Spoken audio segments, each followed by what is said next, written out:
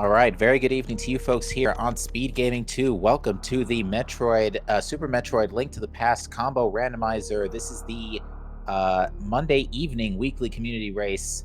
We got a good one for you tonight, folks. Today it is co-op hard logic. Today we have Wind Fox and Ikir of the Poor Life Choices team versus Flipped Heel and John Snoo of the Scrawny Gamers. I'm Captain MD, and tonight I am joined by Professor Render. How you doing tonight? I'm doing really great. It's been a while. I'm usually it's like once in a blue moon that I commentate to SMZ3, but hey, I wanted to do this one. I just got done with finals, so I might as well just celebrate with some SMZ3. Congratulations, my friend. I know that feeling. Yay! But yeah, so it's co-op tonight, which means that our runners on the two runners on the left will be communicating with each other. To the two runners on the right will be communicating with each other. They both have the exact same seed, so they will be communicating to each other where items are, where to avoid, any specific routes that may be ideal. So the time, actually, Professor, how does timing end for SMZ3? Because I know every rando does theirs differently. I don't know specifically. I think it's if a team finishes. When the last member of the team finishes. Okay, that's what I thought it was. And chat does confirm it's the last runner in the team. So once both players finish both of their games, that is going to be the dot done for the team. That being said, the race time room has been given the green light, and we will be on our way here in just a moment. Professor Render, what are you hoping to see tonight from both our teams and the seed? Just a clean and fair fight, really. I honestly think, as far as I'm concerned, we gotta bet on Croc somehow. So let's bet on Croc and let's have an important item on Croc. You know, in my experience over the last few months, Croc has been relatively important, and there have been some really interesting SMZ3 seeds. But that being said, we'll be able to cover a lot more ground because, again, our runners will be able to basically be two places at once. Assuming that the game is not currently a linear railway line. That being said, I think we're just waiting for the restream to catch up, but the race time room has been sent off. We have got a grand total of 6 teams in the pool this evening. If you're looking for some fun here, expect like a good 3-4 hours worth of content here as we get underway here. Oh, yes. John Snoo. John Snoo is a little sus. Yes! Someone's using the crewmate sprite, and I love it. It is a pretty good sprite. I assume that one is brand spanking new, because this is my first time seeing it. It's been around for a little bit. I think it was because of that. There was an IPS patch that was found around Twitter that that was literally just Among Us, but just mentioned with an imposter instead. And I mean, John Snoo is also going to be running with Celeste too. All right. Well, we're seeing the team divergence already, where one runner of both teams is going down straight for Vanilla Morph Ball, while the other goes straight into A Link to the Past. We did see that. I think like Highlight Island was junk, but we got a shield in Link's house. Joy, an unavoidable one.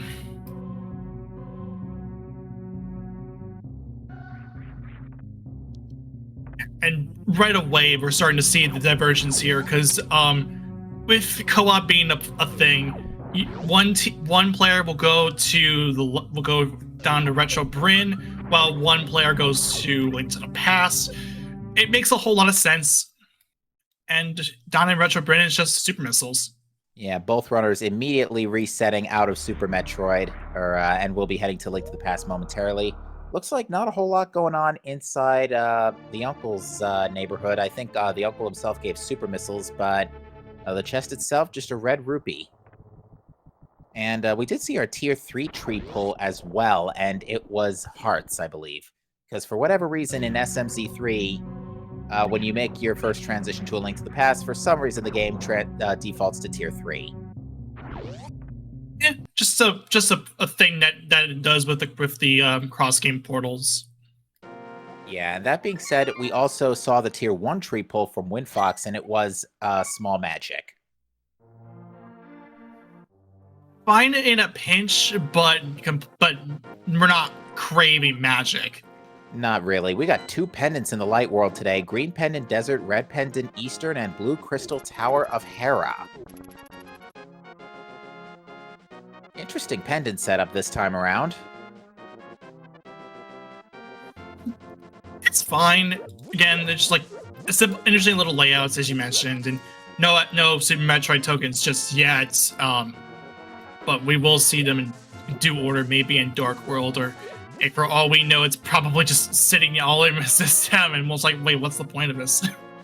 All right, well, we do get a power bomb tank and an X-ray scope in the back of Sahasrah's closet. Definitely not going to say no to that. I did not catch what was on race game. And I couldn't catch it on the playback because I forgot to turn on low latency mode, or turn off low latency mode. We do get bombs on the bush crabs, though. Flip Hill will to give us the check here. It's just bombs. Okay. All right, Mushroom Spot gives us some money. And in the library today, we have another pack of power bombs. All right, so we've seen a few packs of power bombs so far. Ikir will be making his way into Eastern Palace. Again, it makes a whole lot of sense because given the fact that you're playing co-op, doing the bonus escape in a co-op environment is not all that bad at all. All right, Windfox electing to buy some bombs due to a little bit of a shortfall, but a good amount of cash to do so.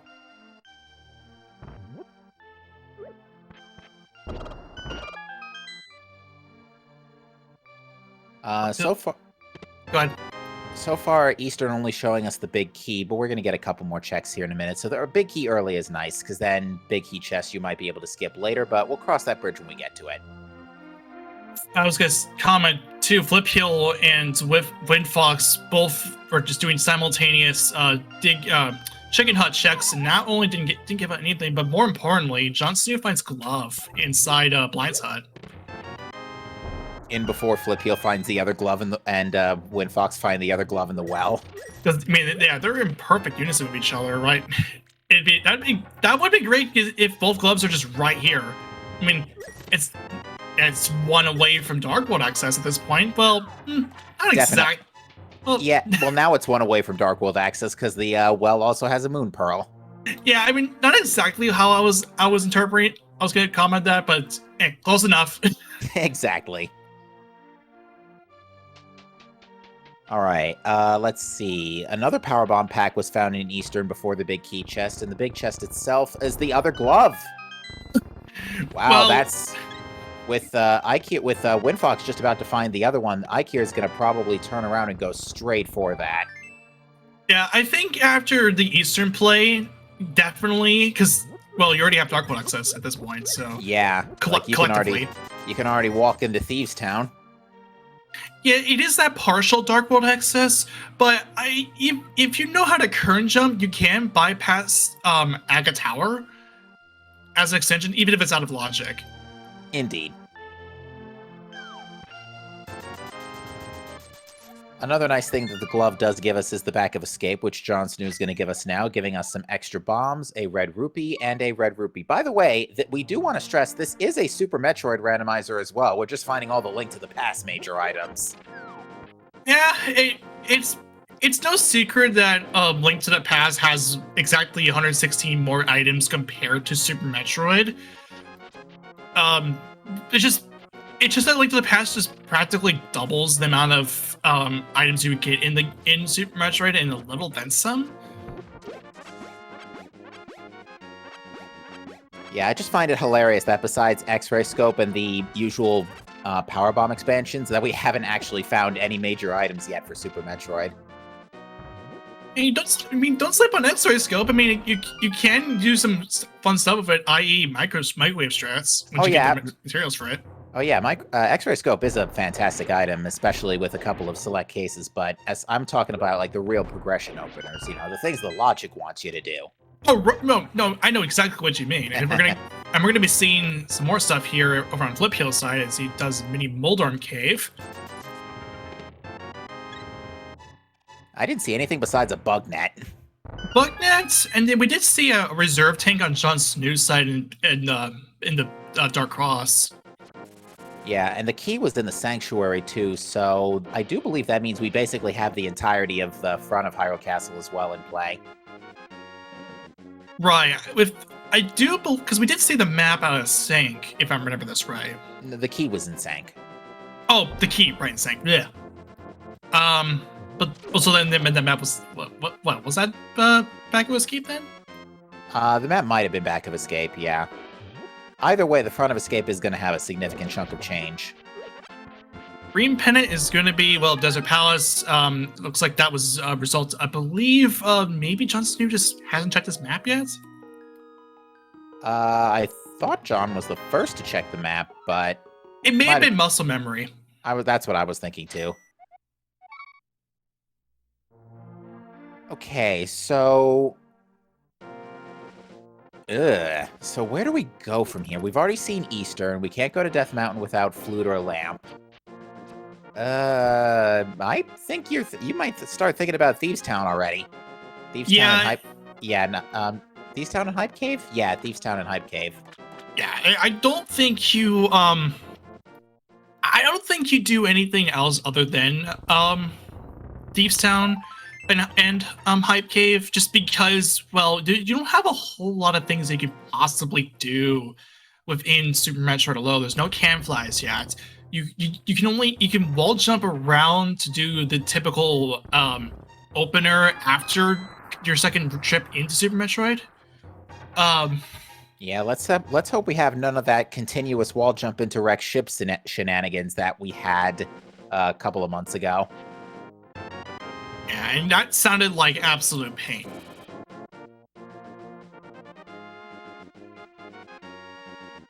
So Ikir will be the first of our runners to get Dark World access.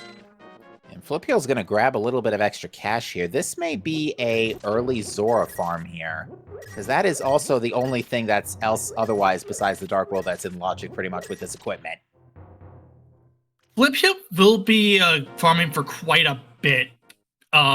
This is, I mean, granted, this is the 50 rupee cave, so farming shouldn't take too long, but even then, starting out at around 140, it's not all that impressive. Okay. Oh, wow.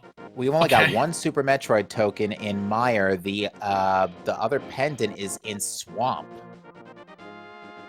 And I actually kind of missed the red crystals. Okay, here's the one red crystal's on Skull Wood, so the second red crystal is in Super Metroid. Wow, three Super Metroid tokens in one 5/6. So yeah, almost as expected, all Super Metroid bosses pretty much required. No, guaranteed required, not even a pretty much. No, yeah. So there's bits for John. And Ikir just found Ice Rod in the front of Skull Woods as well. We do need that today. And interestingly, Turtle Rock is not a pendant. Wait, what? Yeah, that's not normal. Oh, Jack saw that pod was a red crystal too. Never mind. Okay. So even then, you still need either way, it is a crystal in Super Metroid. Yeah. So either way, you still have to beat all the bosses. Yeah. I mean, there's no getting around it.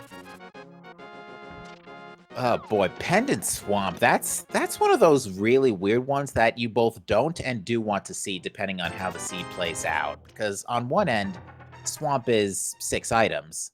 For another, it's a pendant. It is very, very dependent on what your situation is. As we get Flute from Skullwoods as well, so both are necessary items. Indeed. So that's it for Skull Woods. We'll be coming back there when a fire rod falls on our lap. But yeah, with Pendant Swamp is always one of those dungeons where it's just like, well, you have 6 items, but do I want to do it? Probably not. I really want to hold out unless I'm wanting to make a gamble, or if there's no other options.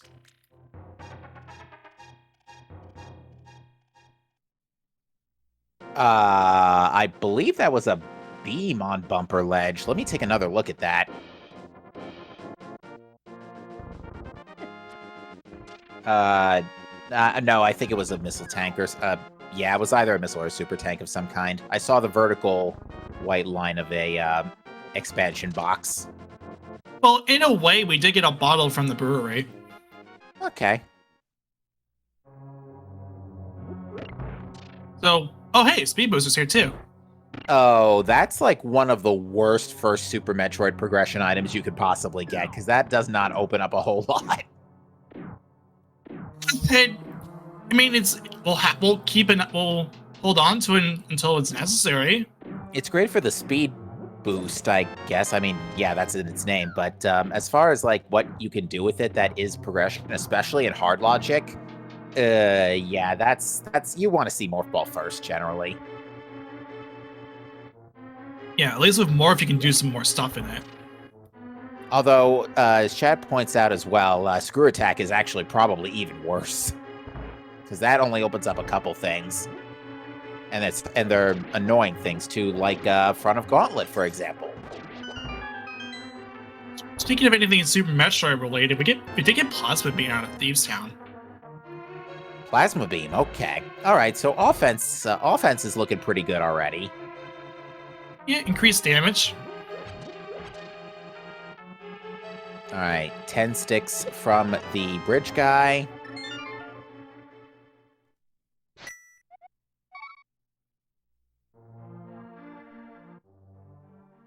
Also, we now have Plasma and X-Ray, so that's, get charged, and then we can get some real microwave going on here. Now, if I remember the logic correctly, Charge Beam's no longer hard required to beat the game, so Charge Beam can be just about anywhere now. That does sound about right. So hopefully we find Charge sooner rather than later, but Windfox is going to make a quick detour into, with fake flipper checks, into Zora area. Doesn't have the cash for King Zora just yet. We do find silver arrows. We are definitely not going to say no to that. We do need bow anyway, since Pod is a crystal. Oh. Nice. Jon Snow getting the 99 strat. Alright, and a heart piece on the Zora ledge. No need to come back for that later, but yeah, with both runners on the left without the cash at the moment, they are going to forego the Zora King paycheck for now.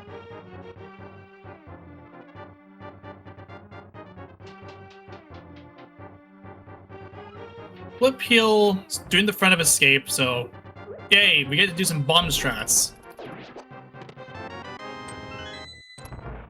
Oh, this is a bad dig game. Oh yeah, this is getting pretty high in That was 20. That was 27. Oof, just wow, 3 short of max. Yeah, that's really, really high. And it wasn't even worth it. Typical. Yeah.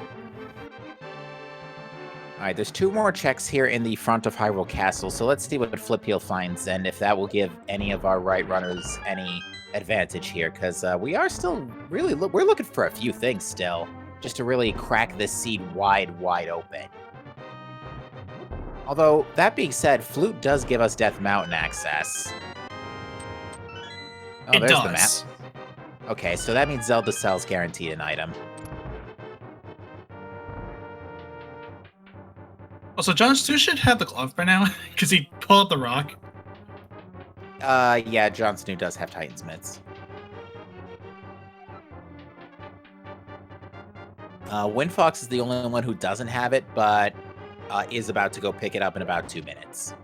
Yeah, it's given how early Dark World Access is, especially, it makes a lot of sense just to like have everyone just go.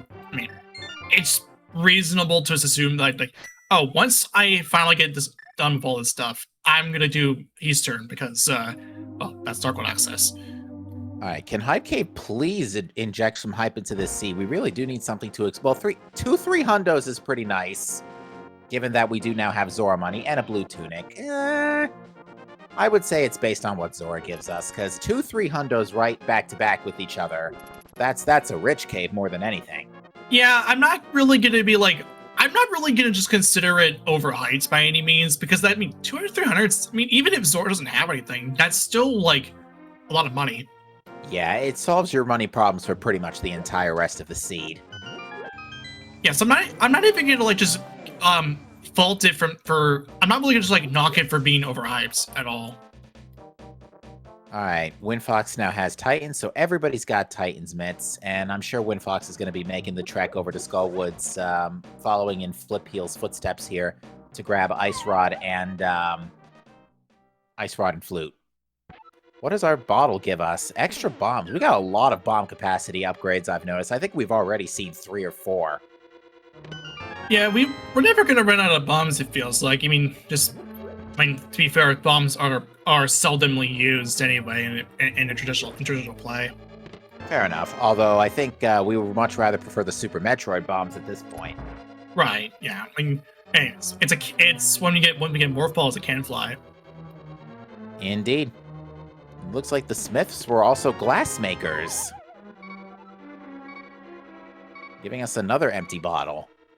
Yeah, in SMZ3, all bottles are always empty, and the fairy refills are fixed to be green green potions for both fairy refills. This is better than just getting a bee, like in a bottle, and it's not even like the good bee, and you just immediately toss it. Yeah, last thing you want is to go to your fairies hoping that it's something good, and instead you just get swarmed with bees. Yeah, as soon as I see it, it's like, yep, nope, I'm not dealing with that. Anyway, right. Ikira's gonna get the flute activated. It's here. So I'm trying to think what this gives us right now. I think the only check this actually gives us right now is Spectacle Rock Cave. That's about it. We also have Purple Chest, so yeah, we're really starved for progression here. We might be heading to Super Metroid in a couple of minutes and using that speed booster. And to answer a question in chats, the flute it's going to come up right about now. It's here in Skullwoods, and it's in this chest. Flipeel has to be a little careful not to get bullied by the Gibdos on the way to the flute. Still has to pick it up first. Flipeel doesn't have the gray mail, so it's especially dangerous. On the flip side, it makes death warping easier. Right, yeah. I mean, that's not a big problem as well. As soon as you get the item and you're like that low in health, that's it. You can just take the hit and just be on your way. All right, here we go. Purple Chest had Morph Ball. That is a weird spot for that. Wow, okay. Yeah, It's more Super Metroid, but that's like a really, really ugly spot for it, as Chat's pointing out. Chat's rightly pointed out. It's an ugly spot, but on the flip side, there is now a lot we can do at Super Metroid with Morph Ball and Speed Booster, and we've definitely seen a very sizable load of Power Bombs. There's a very large amount we can do in Super Metroid. Like, we got a way to wreck ship, we can do Red Tower, Brinstar's wide open. Yeah, the options are there now. We actually have had access to the Norfair Business Center since Flute as well. Correct. Yeah, Upper Norfair has been accessible for quite a bit because of that flute. Now, that being said, I do believe we've only seen the one reserve tank so far, unless another energy tank popped up while we weren't looking. But that actually is significant in hard logic because various suitless Norfair is expected in 3 different cases. 3 energy tanks are needed for Ice Beam, 2 energy tanks are needed to get to Crocomire, and 5 are needed to reach Bubble Mountain. Ikira will go ahead and get the silvers, and will gladly take a green refill here. Yeah, the potion might honestly just be good insurance for Pod as well if you intend to bottle glitch your way in, a potion glitch rather, your way into the Bowlock side. Yeah, it's a good way to at least guarantee that you will at least have something in case you are doing the potion camera unlock.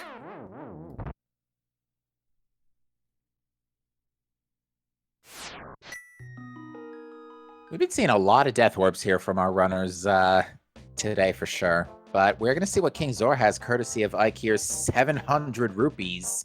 Courtesy of that rich hype cave. Was it worth it? Answer, not really. Yeah, and again, it's even if hype cave didn't have anything, it's nice to have the money in the first place.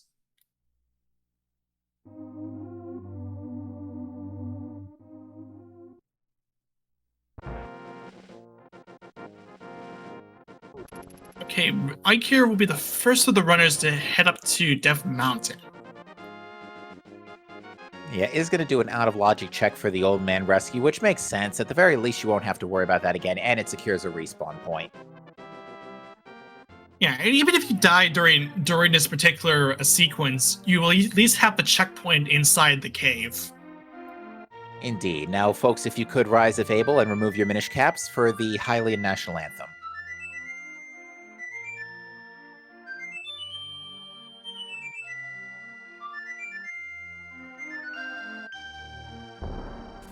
How would a Minish cap even, like, if you even have your own Minish cap, wouldn't you be turned mini but in the first place? Good question. Honestly, I have no idea.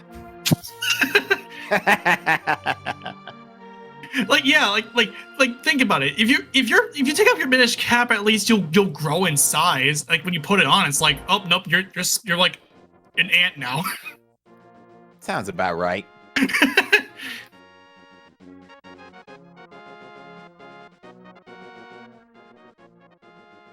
All right, on Spectacle Rock, we have a pack of missiles, which not really, well, the missiles aren't too bad now without Charge Beam. There's our first energy tank of the day, though, inside Ooh. Spectacle Rock. So Okay. That's 2 and with Speed Booster. Correct me if I'm wrong, but we can get to Croc now.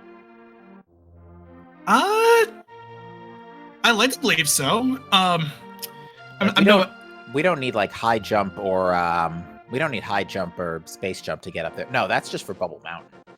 Yeah, I'm no SM expert, but I like to believe that's the case.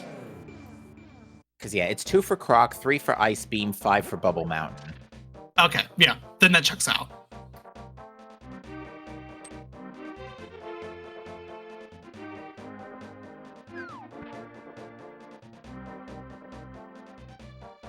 But yeah, I feel like we should be seeing Super Metroid pretty soon because there really isn't a whole lot else we can do in A Link to the Past. In fact, there's really nothing else we could do in A Link to the Past.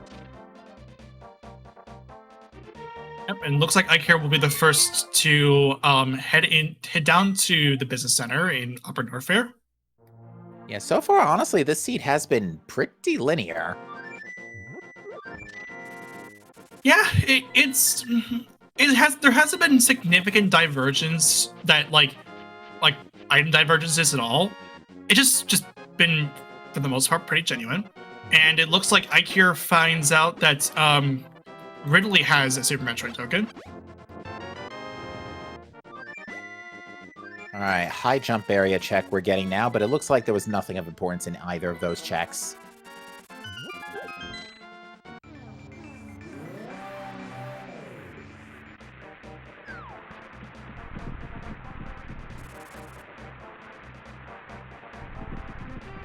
We're seeing the Mire area as well. Quake is required to get in. Oh yeah, we can check this because we could check this area because we have Flute and Titan's mitts already. We have Mirror too for Checkerboard Cave too. As an no, we don't have Mirror. I'm sorry, I'm thinking Checkerboard Cave, but we don't have Mirror. We have Speed Booster. Completely different things. We need Mirror for Checkerboard Cave. I mean, we do have Lower Norfair too. Yeah, it looks like Flip Hill just realized that. Yeah, I think the only item logically we can check is Screw Attack. I think anything else beyond this point you need, you're expected to have a suit.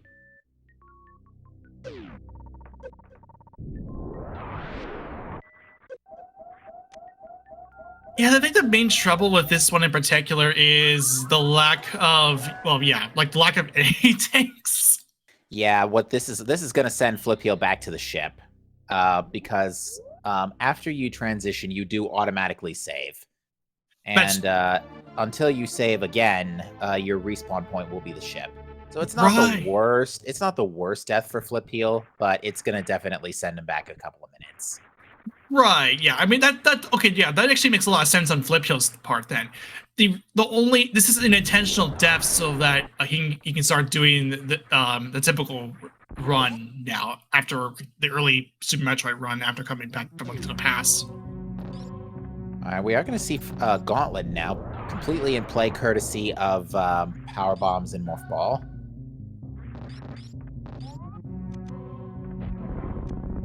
Ike here on the flip side is making a beeline for Kraid.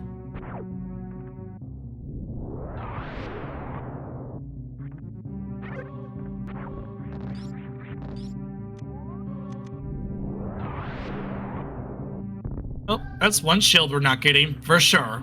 Thankfully. Yeah, and Ike here has already missed the shield in Link's house since Windfox took the fall for him. So lucky break on that front. So Ike here gets to continue so far without a shield. We do get a Cane of Burna in the front of Gauntlet. It's high time we get to see the imposter do his thing. That's Speed Booster Sprite. And I love this. The Morph Ball is just a vent. It's fantastic. I love the art teams for these sprites. We should probably focus on the Kraid fight here. What Kraid fight? Yeah, quick kill for Ike here. That's crystal number 7. And hey, we found out where all of our Super Metroid tokens are.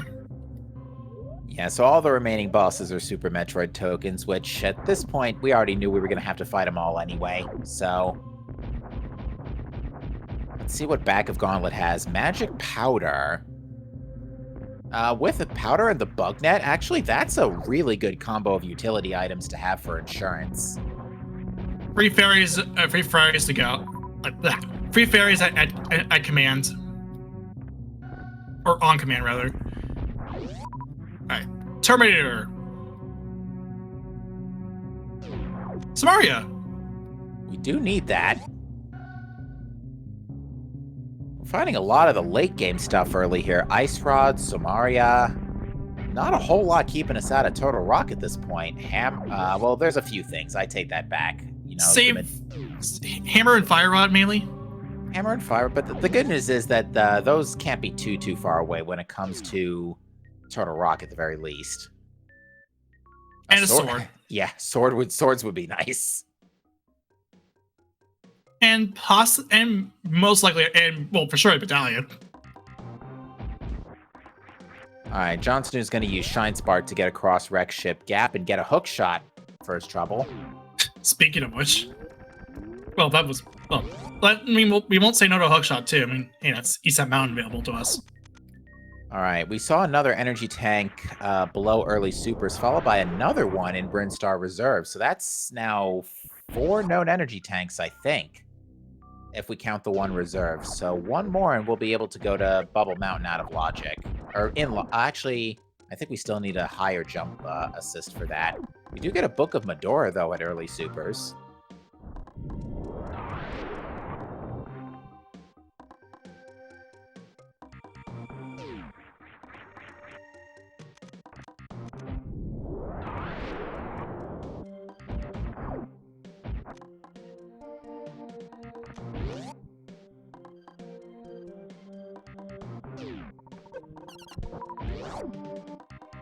Hey, grab suit. Oh, ain't that French vanilla? And look, the imposter is red now, like he's supposed to be. All right, well, and we get Charge Beam above Etikun Pit too. So yeah, we are full microwave at just the 31-minute mark, which is fantastic. All right, I think Ike here might be taking an intentional death warp here to check what's on Big Bird. Ooh, we didn't get to see what was on Showcase Showdown. It's just an energy tank. I didn't see what was on Bomb Terizo. I didn't see it either. Oh, Bomb Tracer is the other mail upgrade. Okay. All right. Well, now we're basically good to go on defense for the rest of the seed, almost. Yeah, like for both Link to the Past and Super Metroid. I should reiterate that this crewmate sprite is just flipping great. It's I mean, it's hilarious. I mean, I thought we were going a little crazy with Buff Kirby, but no, this is next level. and this is from a Twitter post, mind you. I'm not kidding. This was from a Twitter post. Oh, the internet! What a wonderful place you can be. It was released exactly 1 year ago. Well, not exactly 1 year ago, like over a year ago. How appropriate then. All right, well, that being said, it looks like runners are kind of retracing each other's Brinstar checks here at the moment. Jon Snoo's the only one giving us some new information going after Fantoon. Ooh, except didn't get a good position from the Ricochet there. Does get the Supers KO, though.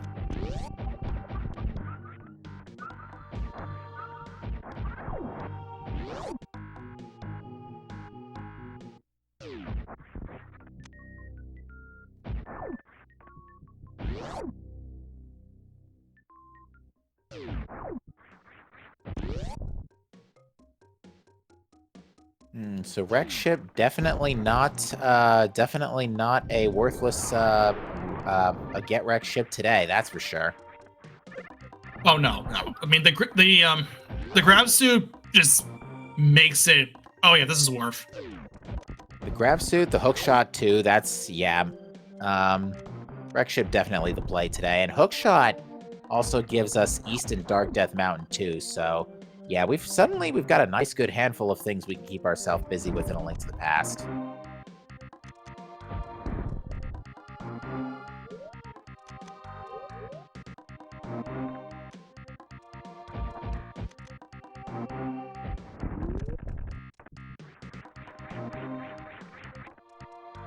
Alright, what's behind the Wave Gate door today? I can't remember. Is Wave Gate skip expected in hard difficulty? Not that it matters. No, I'm no Super Metroid expert, like I said, but like I reckon maybe. And chat confirms it is.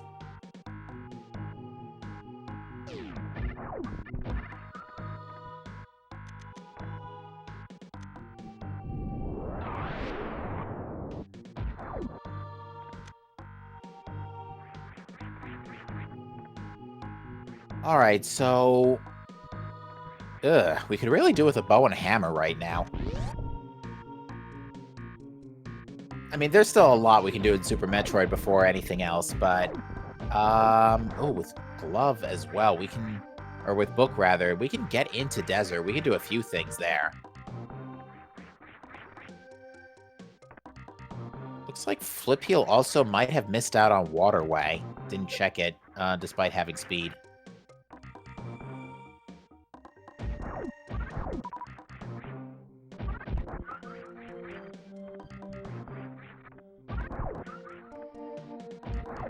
Sir, well, we'll take Ice Cream. Yeah, Plasma Ice is pretty solid right now. We're looking great on Beam Power. Wave would be really nice, but Charge Ice Plasma is still pretty solid.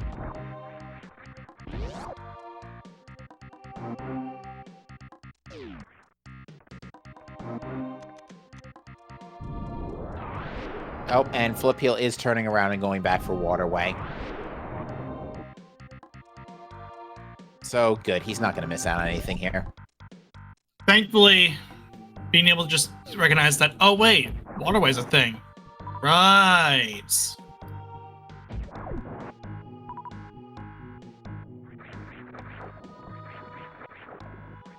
Granted, this would be a little easier with Gravity Suit, but that being said, Flip Heel is having no issues here for the moment. Oh, except Shine Spark too early.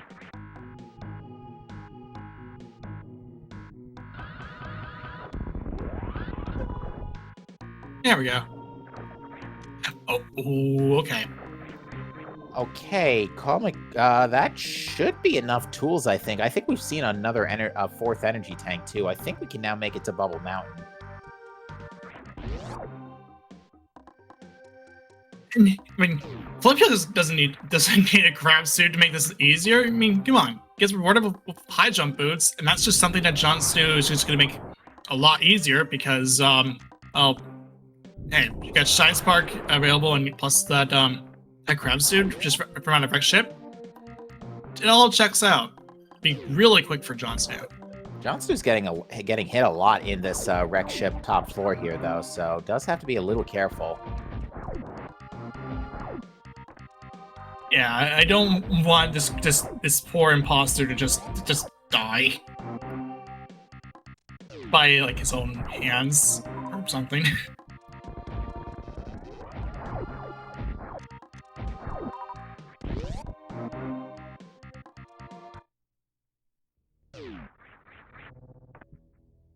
Oh, and it's also chat's pointing out to you that there's also jump assistance for the worst room in the game, so it's a lot easier now. Alright, looks like there was nothing in Old Mother Brain. There is a lot checks still left in Blue Brinstar as well.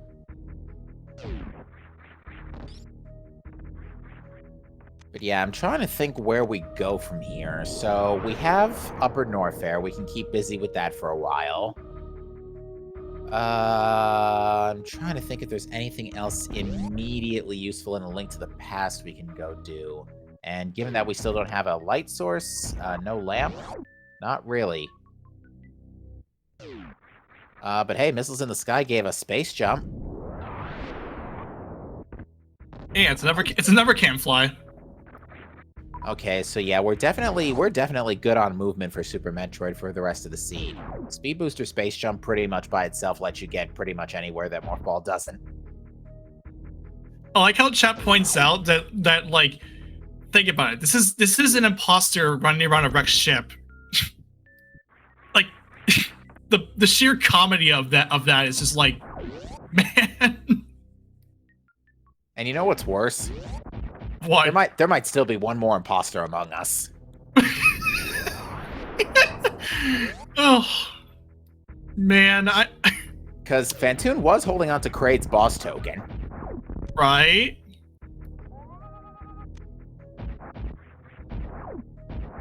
Alright. This bowling sprite, like this whole bowling sequence is like not even like a bowling. It's like this Chozo is just holding like a plate or something. He's preparing for frisbee golf. Yeah. That's essentially what it is. And while we were talking about that, hey, hammers and Billy Rays, but wait, there's more. It's just bombs. That's unfortunate. But that being said, on the extra item, but hammer's pretty big. Link to the Past is now actually pretty wide open here. Definitely, yeah. With that hammer plus mitts and stuff, you do have mountain. Well, you do have. We've had the access to East Step Mountain for a while now. We can at least check the Turtle Rock Medallion. All right, and I did notice as well that we found a shovel right below the bowling alley. So we're getting our fetch quest items all pieced together here, but Ikir finds a magic cape as well. That's good. We already found Burna, so cape's not going to do us too many other favors at this point. That being said, we still don't actually we have hookshot. We can go. Actually, no, we need flippers to go from west to east side, don't we? Yeah, I think hookshot's the other way around. Hookshot lets you go from pyramid to hype cave. Now that being said, we've got hammer, so it doesn't even matter.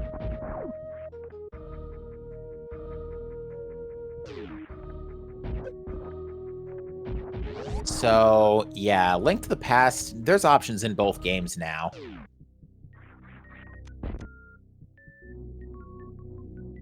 I wonder if Yeah, the lack of lamp is definitely throwing me off on a logic perspective. I'm wondering if we should just continue into Variolous Norfair anyway, or if we should definitely make a pit stop. I do feel like the play now is to make a pit stop in Death Mountain, because that's now basically full clearable. Right. Yeah. It's amongst all four of our runners, as when Fox gets the cape, um, we do have amongst our, I mean, collectively amongst our four runners, we have access to all of East Death Mountain, or East Death Mountain and Dark Death Mountain. Yeah, and with the hammer, we just got access to Spike Cave, so yeah, we can literally full clear the whole place. So that being said, Windfox and Ike here both have not gotten their hook shots and gravity suit yet out of Wreck Ship, so they do still need to make that trip anyway to get the boss token reward. But in the meantime, they are missing out on some pretty important stuff right now.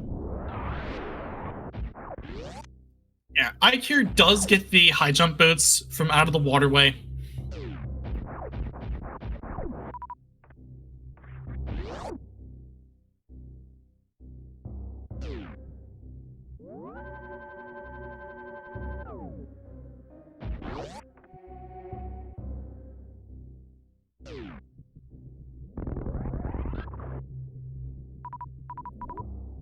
Windfox will be on the way to the Billy Mays room to get that hammer. I think more importantly, we probably should see what Flip Hill does, because this is Variolous Norfair we're dealing with. Yeah, definitely Croc in play, Ice Beam in play. I don't think they've seen between the two of them enough energy tanks to go to Bubble Mountain. If I recall correctly, yeah, because 2 energy tanks were free in early supers.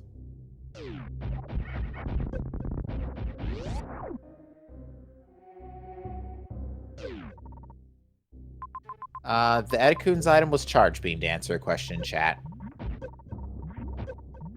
So yeah, Charge Beam is pretty easy today. Alright, here's our Croc fight from Flip Heel. This should be pretty free with this equipment. Charge Plasma alone is good enough. Yeah, and this Croc is like this Croc's just gonna be gone in just a few moments here. Flip is not interested in using Plasma, so never mind. No, okay. Fair enough. Jon Snow will get the hammer from Billy Mays' room as well. So I'm gonna relay that to Flip Hill, who is way down, way down in Planet Zebes, and just fighting Croc now. Just took him down in the acid. Yeah, the nice thing about finding all the Link to the Past stuff is that you can route that in later. You don't have to, immediately drop what you're doing in a Zebus route to go pick it up. Since you can just pick those items up and then go to a Link to the Past to do all the stuff necessary there. So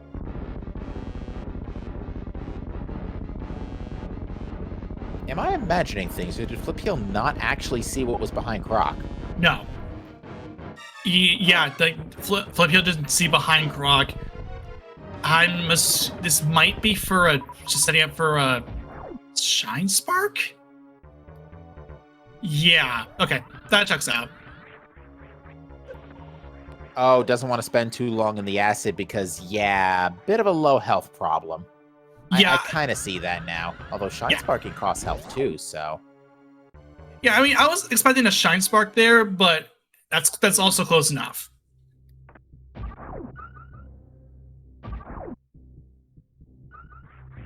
Alright, Windfox is going to do, Windfox is going to try and get these jelly blobs out of the way, or whatever those things are, because, doesn't really have the HP to tank yet.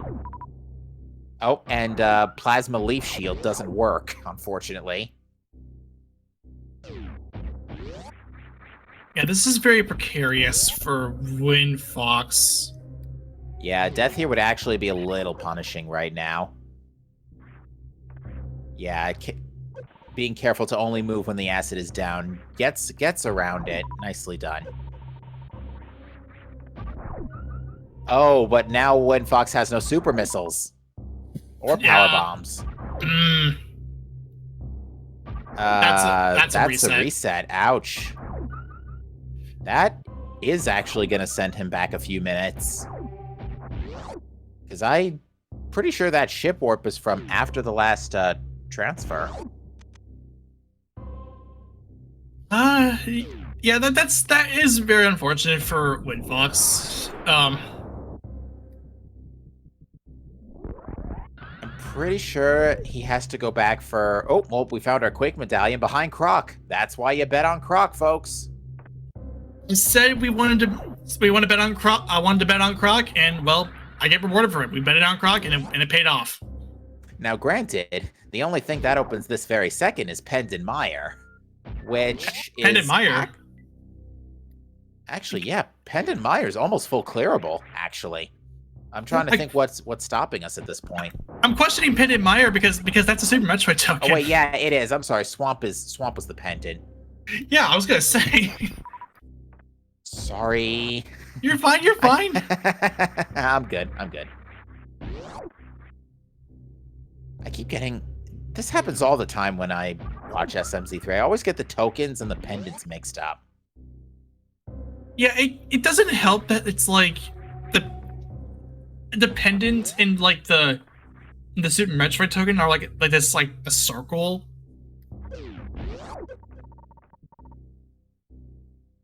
But yeah, Meyer, that does make Meyer a full clearable dungeon, you know, lamp issues notwithstanding. I'm sure they're not gonna. I'm sure our runners aren't gonna really worry about a lamp because they've done this in Dark Meyer enough times to know how to do it. Oh, we also need a sword so we can actually use the medallion in the first place. Well, yeah, I mean, like when we have that sword in play anyway. Except now the next $1 million question, where is said sword? Because we've gone quite a while without seeing a single sword. We're now crossing almost the 50-minute mark. Yeah, about 50 minutes in and no sword. That does bring up a very concerning point. Yeah, so I think what Flip Hill might do now. Well, Flip Hill doesn't have the hammer yet. But we'll go through the cross game portal up to Death Mountain. Yeah, actually, traveling across Zebas might be faster with the cross game portals, because this will just take you right back to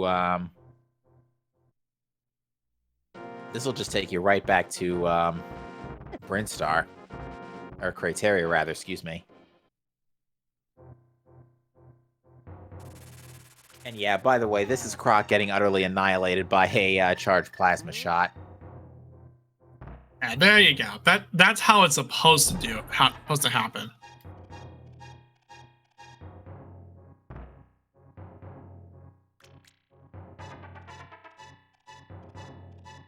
Although, Now, I think based on that in-game time, Ikir's last reset was fairly recent. It looks like it was at Norfair Business Center, and I want to say I just saw a cross-game transition a few minutes ago out of him. Maybe not, because that's a first trip down. Oh wait, no, Ikir's already.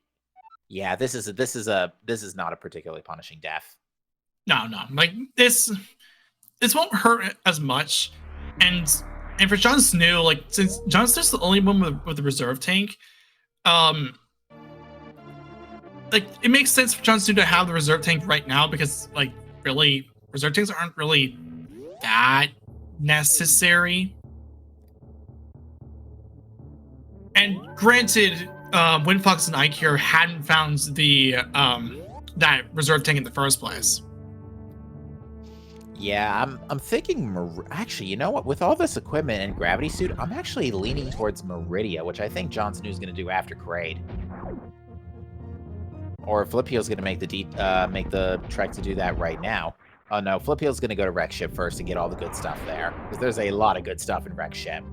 Oh no, yeah, like with gravity suit in play, along with ice beam, you're not hurting at all going into Wreck Ship.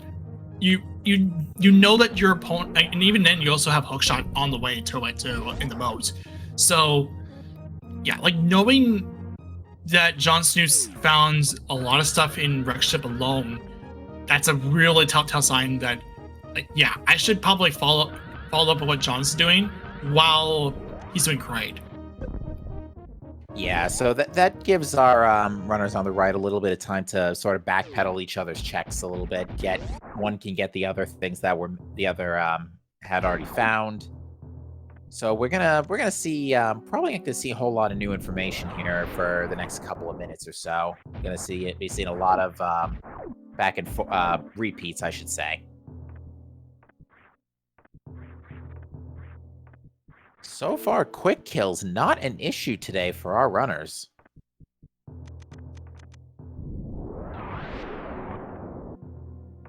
I still like the Metroid Dread quick kills more. I mean, there is a Metroid Dread NMG tournament going on currently on Speed Gaming. Very true. Did you know there's actually 2 quick kills for Kraid? Really? Yeah, there's one with the bombs that just about everybody knows. But if you flash shift into his mouth when he does his punch attack on the upper floor, that instantly sends you into the second half of the counter animation as well. Huh. Also, welcome on in the folks from Speed Gaming 1 with a party of 124. You're watching the Super Metroid Link to the Past Combo Randomizer Weekly Race. We have hard co-op between Windfox and Ikir and Flipfeel and Jon Snow. And yes, there's nothing wrong with your TV, with your screen right now. That is a crewmate running around in Super Metroid. Yeah. We've been kind of giggling over it all day. So that being said, Jon Snow is going to be our first runner into Meridia, and there is a lot to do here. The whole place is, I think, full clearable with this equipment. We've got Plasma Beam, we've got the tools for Shack Tool, we've got, oh, no, we don't have Grapple Beam. That's the only thing we can't do.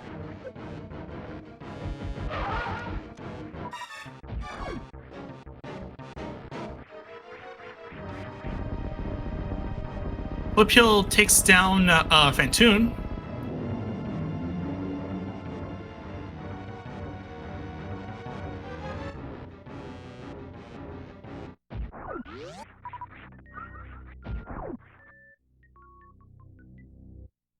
Oh, Jon Snow didn't get the spark. He's trying to get mainstream missiles, but it's not quite working out. Looks like Ikir's had to burn a Crystal Flash here on the way out of Upper Norfair. Am I imagining things, or is Jon Snow's speed booster just not cooperating today? I don't know.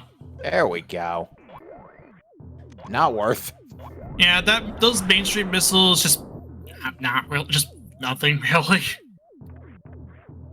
All right, arrows above mainstream missiles, so nothing of importance there.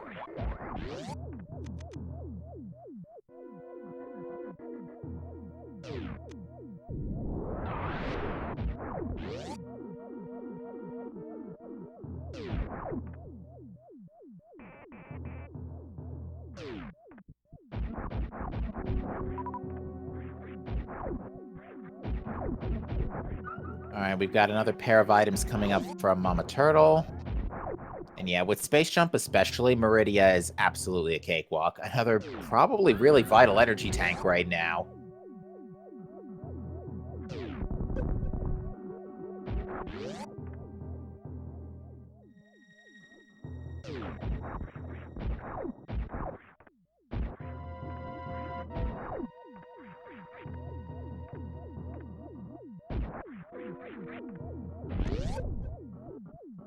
So yeah, what are we still looking for here? We're still looking for various suit, bow, fire rod,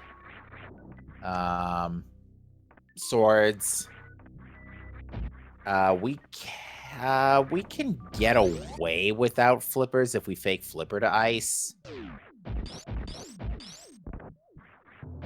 But it would be still nice to have the. Well, actually, no, it wouldn't be nice to have those to our runners because they don't want to be thinking about Pendant Swamp either.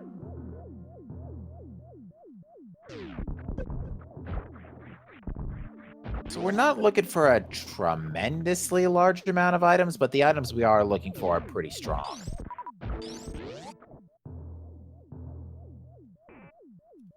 Here's going to be doing the going to be doing Spec Cave here.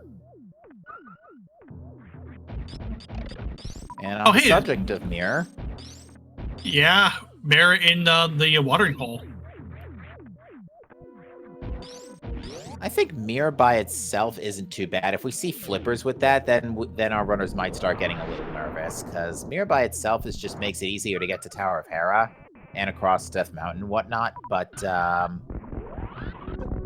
if we see flippers, then that's going to raise some question marks.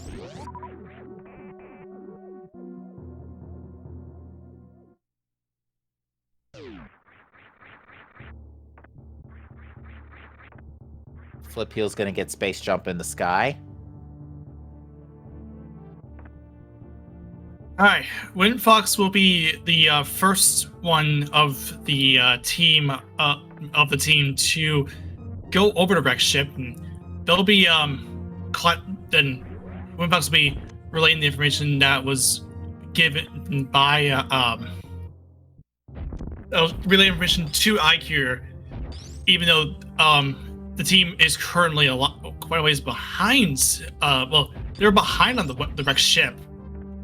Yeah, I think Wind Fox's, well, both runners took some unfortunate deaths in, well, Ikir's death in Croc wasn't particularly punishing, but Wind Fox's death in, death earlier was, ate a little bit more time.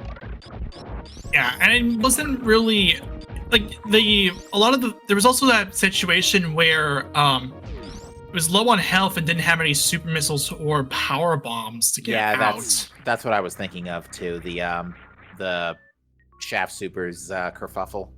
Yeah, that was pretty unfortunate in and of itself. So Wind Fox heading over to Rex ship to try and salvage some stuff, and and we'll be rewarded with finding like hookshot already. We got grab suit, ice beam. Everything's all good. All right, Ikir's going to wrap up Thieves Town here. There are still a couple of items in there. We weren't able to see a whole lot earlier because most runners, I think, just pretty much checked the first 4 and then bailed.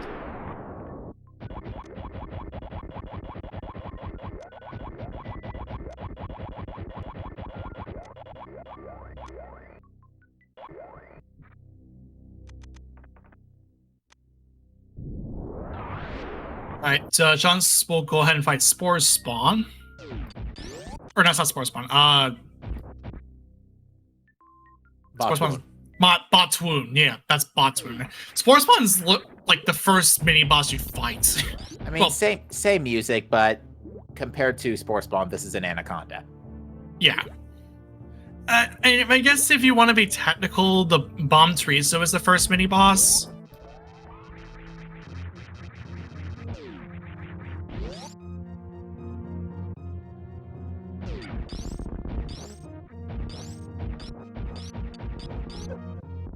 Yeah, I just realized that's not Spore Spawn. It's literally just a giant like plant.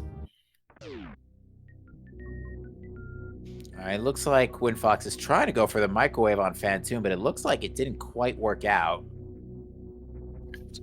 Gonna try this again. I'm gonna get in position for it.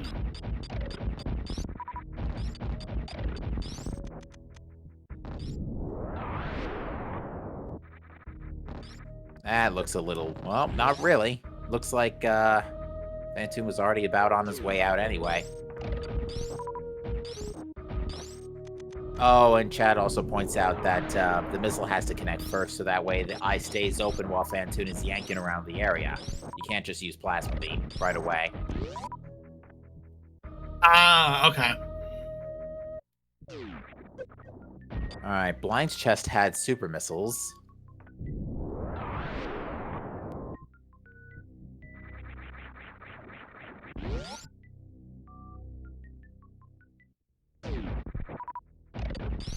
Nothing particular on precious missiles.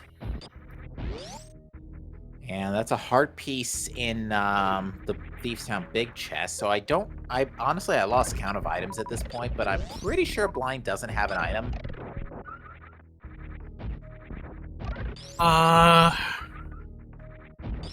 With it only being like 3 items in the back, that yeah, I'm does pretty sure. Check out. I'm pretty sure this is a map. Jon Snow was waiting a little bit for the for Dragon to show up. You know, the whole Keiko love thing. I don't need to explain that over and over again. It's from a developer that doesn't get to their girlfriend at the time.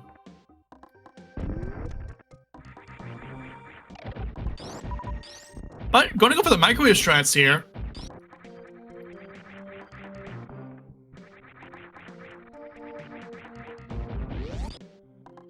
Ooh, and that does get the kill. Okay.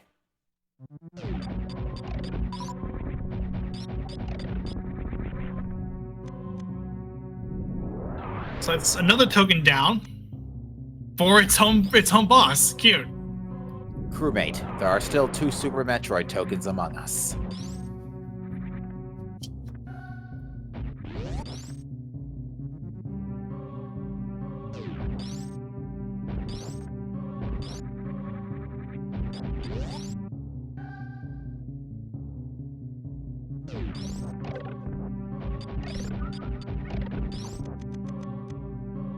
But yeah, so far Meridia not really, well, besides the mirror, not really paying out that much. That mirror might not necessarily do us a whole lot of good. It does open checks, just not many.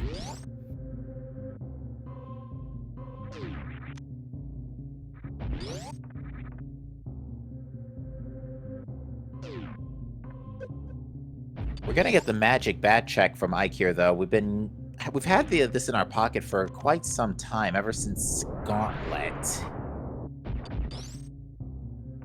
Alright, Magic Bat is gonna give us bombs.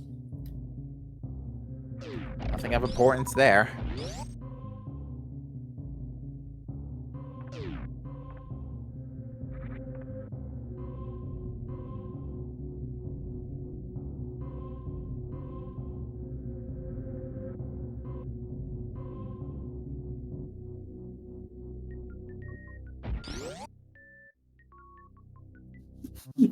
Yeah, the little spin thing is like the visor on the crewmate is just spinning around. Oh, this fight's so good. Alright, looks like we're gonna see Jon Snow make the trek for Plasma Beam now, and Ike here is going for the rest of the Hyrule Castle checks, which I don't recall there being anything back here.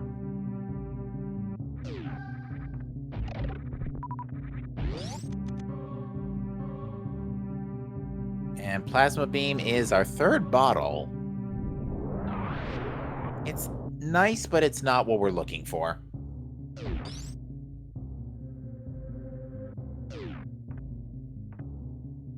Did that pirate just block the charged plasma shot? I think I missed it, but like wow, I think that. Oh, it did. Wow. Okay. Because, yeah, charged plasma shot's supposed to wipe those guys out. I mean, that's literally the point of Plasma Beam for that room. To answer a question, chat, I don't think Jon Snow checked the right sand pit.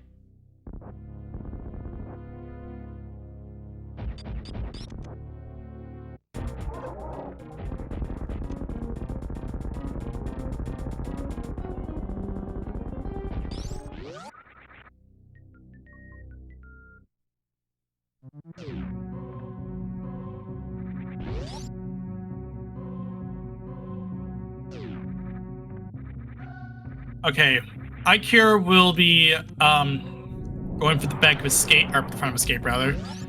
So that heart container will be picked up. Death warping with red mail. Have fun with that.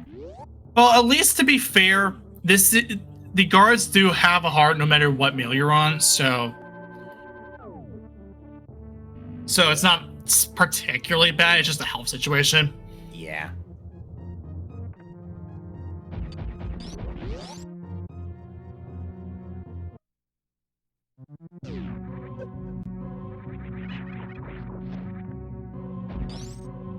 All right, now we're gonna see that right sand pit from John. This is a common practice. Not, I wouldn't say common practice, but this is a practice I see done often in Meridia, where you do the right sand pit on your way out, just venting your way down.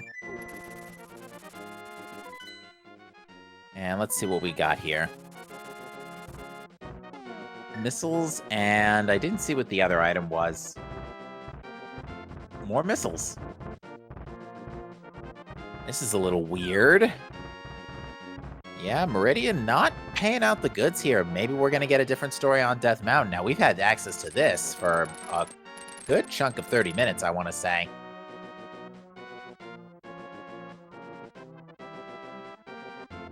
And to clarify with chat, we can't check Shack Tool due to a lack of grapple beam. I mean, we could ice clip. I wish.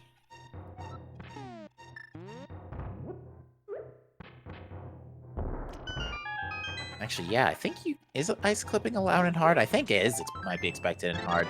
Yeah, that being said, yeah. Yep, that's what I thought. First sword was just chilling in Paradox Cave. We've had access to that for 30 minutes. Ugh, that is honestly, like, Flip Hill might be like, just be like, oh wow, okay, it's been there this entire time, and a second sword no less. 2 swords in here. Wow, are you kidding me? And an extra that probably could have been the 5th energy tank. We had access to that for 30 minutes. Oh, wow. Okay.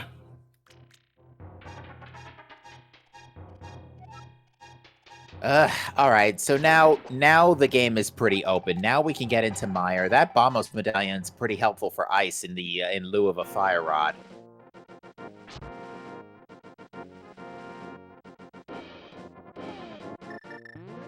All right, so at this point, we're just looking for bow, fire rod. Hopefully, we don't need ether medallion. Actually, bow and fire rod might be it.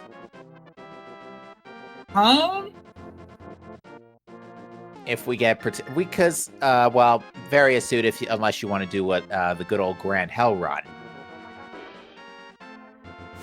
Logically, flippers, but that doesn't really matter.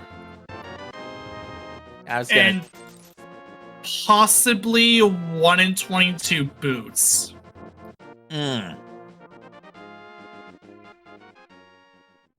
Yeah, definitely gonna have to cross that bridge in a little bit. Although that being said, you know, our runners are still covering some pretty good ground here, so.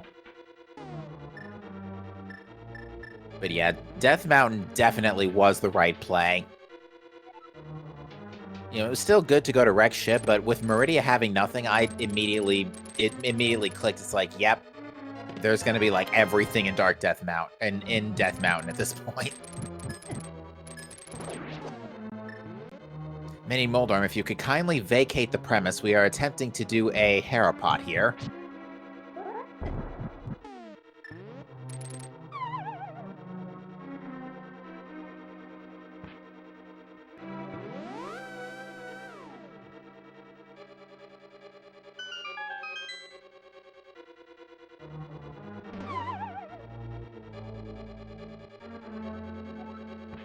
Alright.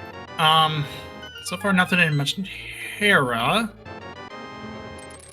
Oh, wow. That's the map, though, so there's something down in the basement. Unless the key's locking itself. Hopefully it locks itself. Oh, there's flippers. Well, now everybody's worried.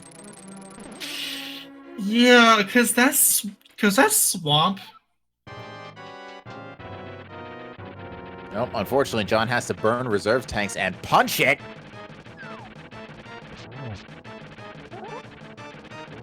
Oof. Oh my goodness, just manages to get to the farming spot in time. That was tight. That was down to, John was down to like 15 or 20 energy. And that was after burning reserves. Okay, there's the other item, so Heraki is locking itself. Thankfully.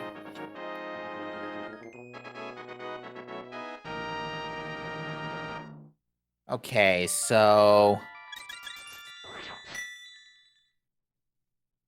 Okay, so those flippers, so yeah.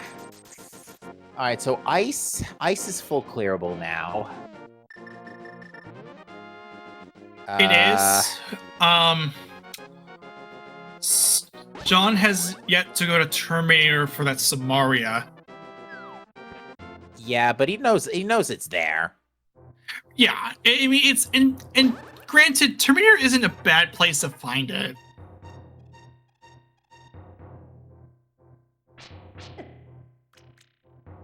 Oh, well, that takes care of the 1 in 22 situation. Yeah, not to mention we haven't even dipped desert yet, and that could still have progression too. Yeah.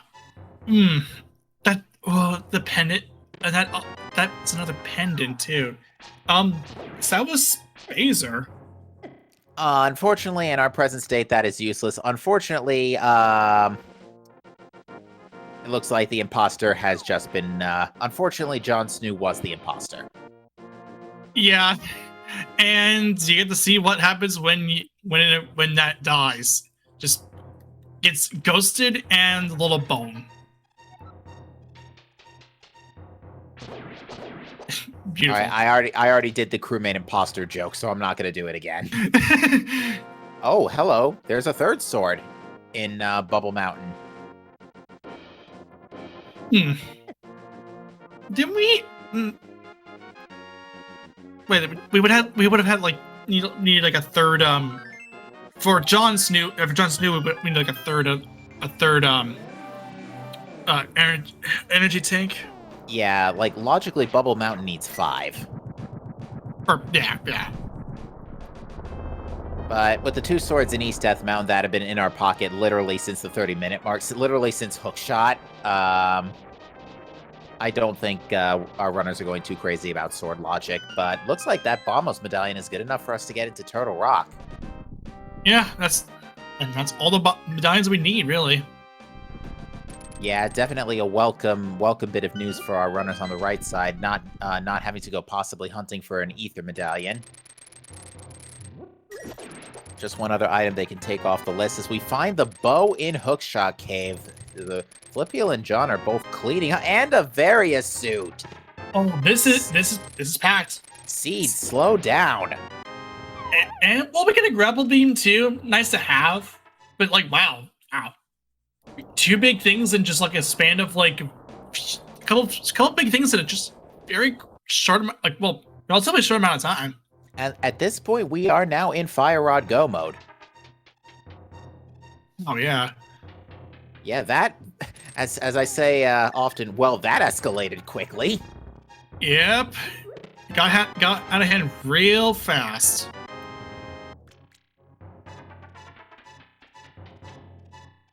Yeah, and I'm sure Jon Snow's happy to hear that news too, because it is going to mean no more of this, no more of these very Ellis Norfair. I keep almost saying, as a Prime Rando player, I keep almost saying very Ellis Magmore.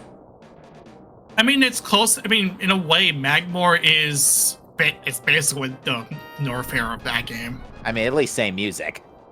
Yeah. Oh, Windfox did not do the quick kill for Kraid. Instead, decided to use Charge Plasma Beam. We'll at least have at least one prom. Fair enough.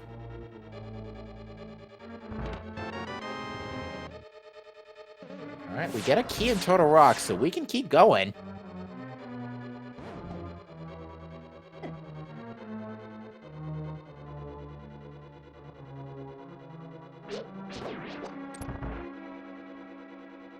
Yeah, I mean, doing fire roll as turtle rock is never a bad option. Like it's an option if you get locked out quickly. That's good to know. If you keep going, then that may be a concern unless you're go -1. In which case you don't worry. Oh, we're gonna keep going further. Ooh, okay. Interesting. Very interesting.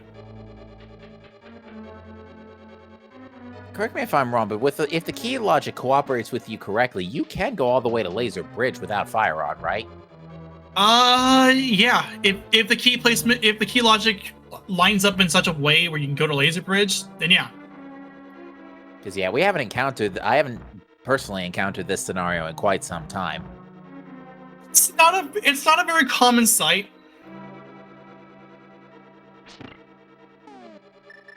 Yeah, and then the big key has to be vanilla for this to work. Otherwise, you get locked out. Well, let's see. Although it would be pretty hilarious if this is Fire Rod. If this is Fire Rod, then well, there you go.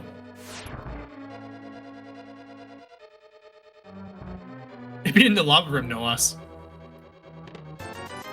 Nope, just 20 rupees. Well, either way, we're done for now. It's red, but not the red we're looking for, as Jon Snow pulls up a hover. Very nice. Now, unfortunately, Fire Rod Go mode, I mean, it's not as bad as Ice Rod Go mode, but with our Bombos medallion in tow, there's unfortunately not a lot of places Fire Rod can't be hiding right now. In fact, we've pretty much just seen all the places Fire Rod can't be hiding right now. Except the back of Skull Woods.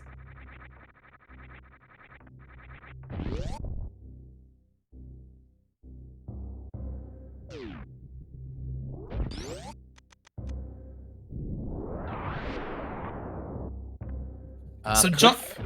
Good. I'm just imagining if it could be on. Oh yeah, Fire Rod could totally be on pedestal today. Unless, I mean, we're still looking for a fire source for desert, although that could just very well be lamp. But given that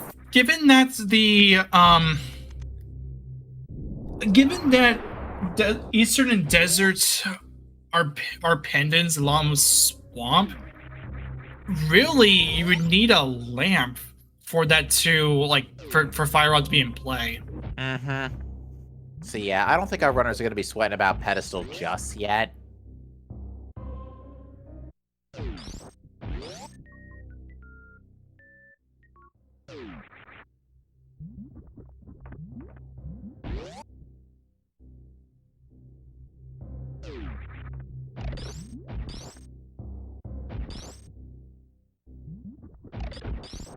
Alright, so Ike here's now in the East Death Mountain Trail as well, and we'll be retrieving all of his goodies here in a few minutes.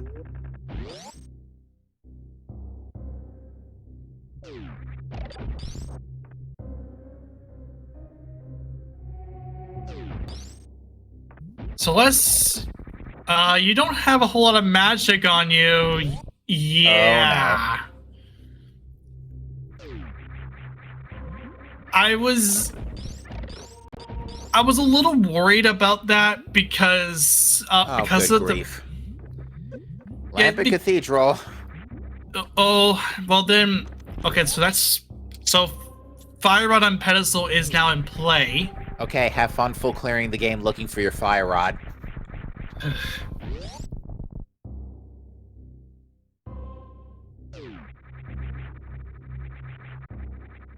Yeah, thankfully deaths in A Link to the Past aren't nearly as yikes as Super Metroid. Yeah, it's not as punishing. Flip people get the Tempered Sword. And Jon Snoo's going to make the play to Swamp Pass. I like this play right now because you're in a go -1 scenario and your go mode item can be literally anywhere. So in a scenario like this, I do always prefer to go with density over obscurity. So yeah, it's a 6-to-1. Like you're 6 items in swamp while you have 1 away from go mode. So that whole scenario, that whole ratio, there's a decent shot you find it. Now, I'm not saying that the ratio for like the 6-to-1 ratio is like set in stone. I'm just kind of pointing out just for any one of those six items could have that fire rod. Chad brings up a great point that Jon Snow was not able to check Bubble Mountain Reserve due to low health issues. So it's possible fire rod's just roasting in there. Yeah, possible. And once again, it is red, but not the red we're looking for. It's a red boomerang. Yeah.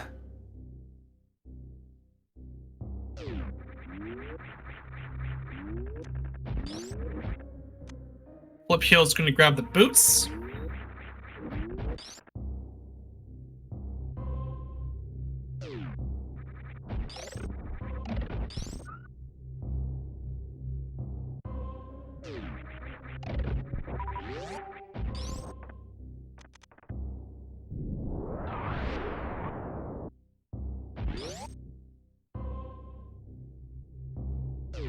Yeah.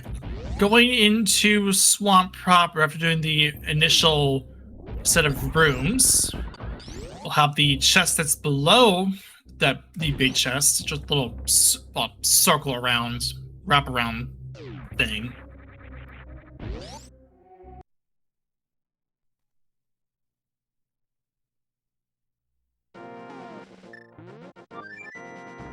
That is item number 2, that is missiles. Alright, John, not interested in checking left side swamp, going straight for the back. Given this is go -1, well, now, I would say this, given this go -1, it's fine to leave out left sides to do leave out left side swamp, but this is a pendant dungeon we're talking about. Oh. That slime totally just ruined it. I mean, there's a very convenient bomb drop to refund it, but even still. Yeah, I mean, even then you still have plenty of bombs.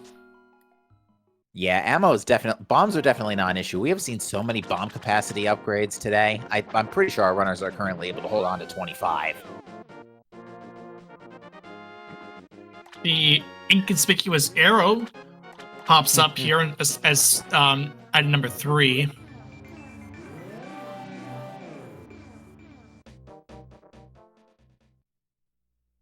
Alright, Flip Heel's gonna be checking Ice Palace now, and I like this teamwork here between John and Flip, where in a go -1 scenario, again, spreading out is probably your best bet here, because again, density over obscurity.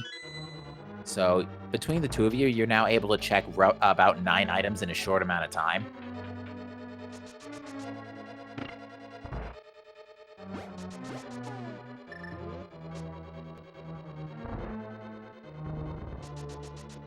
Yeah, it makes a whole lot of sense. Like, it makes a whole lot of sense. And there's the ether as item number 1 in there. And Chad brings up a good point. This swamp is very much, it's like backload of items. Yeah, we haven't seen a map or a compass or a big key, so the big I think we're basically no, we're missing 1 item. Yeah, 1 item is left. And okay. that compass just meant there was 1 item left. And it looks like John's gonna go back for it. Yeah, it's a pendant swamp. It's okay to grab this to get the boss taken care of in case there was an item there. Alright, Dragon is now down for Windfox. Bombs in ICU room. Yeah, that's item number 2 for Ice Palace. So, as far as Flip Heel and Jon Snoo's dungeons are concerned, they're both 1 away from finishing it out.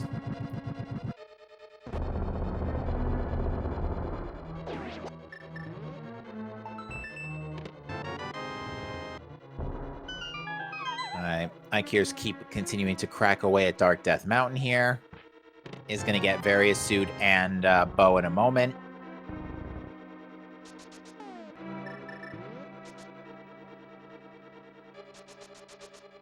There's one, and there's the other.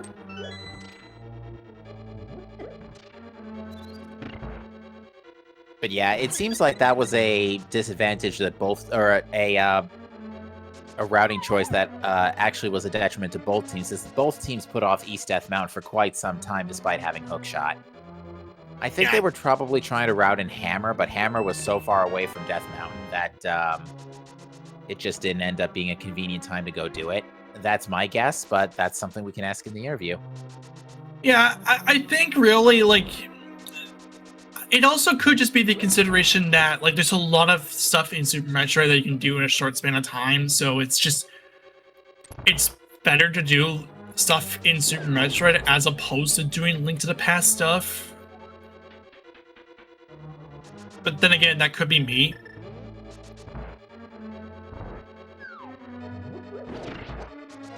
All right, left side swamp. Big key. That we might need to go back and turn that in a second. Yeah, we need to go back and turn that in. So if Fire Run shows up in swamp, I'll be like, well, yeah, that's part of the course. Honestly, after swamp, I think you do Eastern. Get that out of the way, because you can't, actually, no, Desert's full clear. Oh, yeah, Ped's in play. I keep forgetting about that. Yeah, Fire Rod is in play here, and it's nothing. Bombs, and we're out of here. And the last item on Cold Stare was a red rupee, so I think, yeah, it may end up being fairly prudent for John to just go ahead and get all the Crisp Pendant dungeons done and check Pedestal while Flip Heel checks everything else. There's also the consideration that Pod and Eastern are completable, and with that mirror in hands, you can check this really quickly. I agree. That makes a lot of sense as well, but it looks like John's going to make a quick detour to Pyramid and possibly Catfish. But the flute, that makes sense. We have not seen Meyer yet. No one's gone into it. We haven't seen Checkerboard Cave yet either, because Mirror was late to the bandwagon. So it looks like, I think what Flip Heel's going to do here is route Meyer into Lower Norfair. Get the entire rest of Super Metroid done. And hopefully, in the course of that time, Fire Rod falls on his lap. Yeah, and this is what we're seeing with Jon Snow as well. They're clearing out stuff just to have it eventually fall on their lap. Like, what? It's either going to be John or Flip Heel that finds the Fire Rod, that falls on their lap in the first place.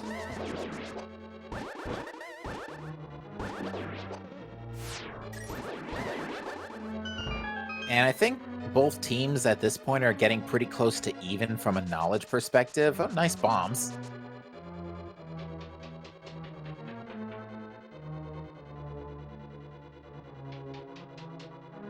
Because at this point, given that swamp was empty, it looks like we can get away without mirror today.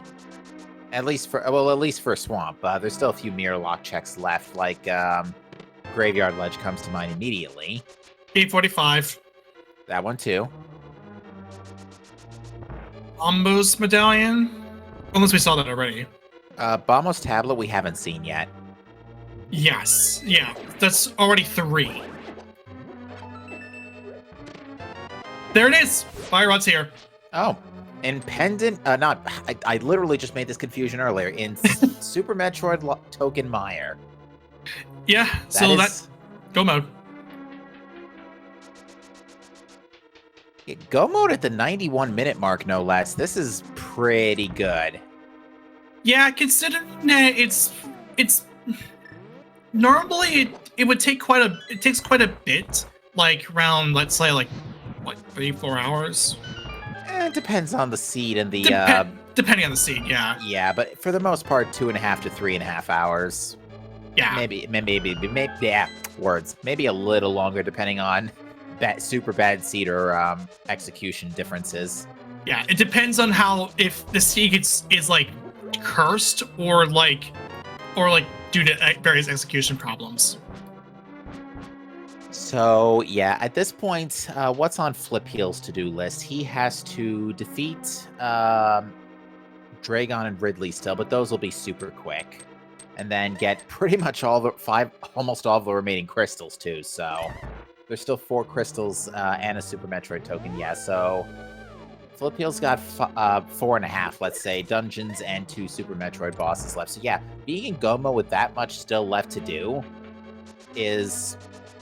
It does 2 things. On the flip side, also, Jon Snow hovering excessively a little bit here and manages to get to the big key as a result. Nice job. Okay, so Pod's bow locked. Or the dungeon completion is bow locked.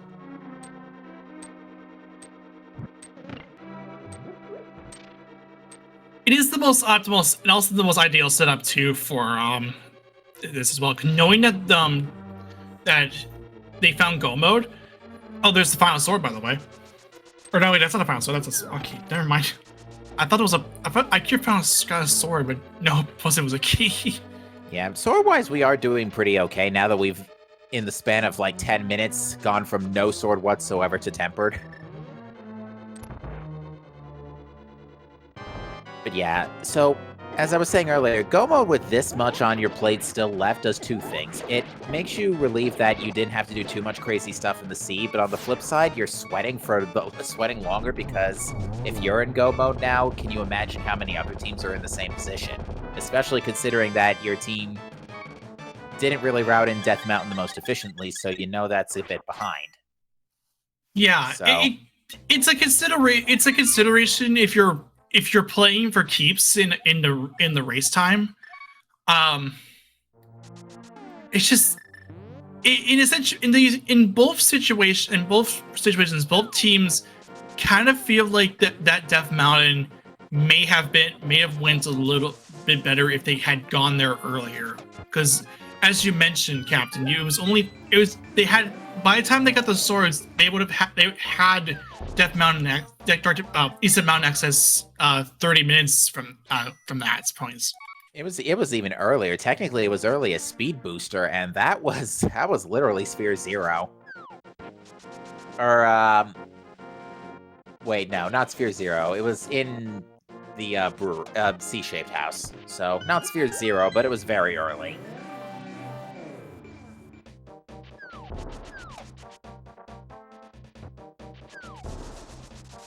Right. How much King fight for Jon Snow?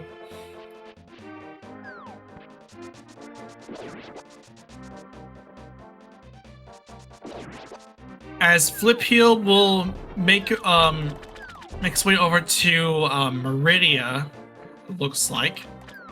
Yeah, he still has to make a pit stop to Dragon. Luckily, doing it from back here is particularly fast. And then probably coming back out the way he comes in, warps to not Dark Death Mountain, Mire to get to Lower North Air. So yeah, Flip Heel's got this pretty much down to a T at this point, I would wager.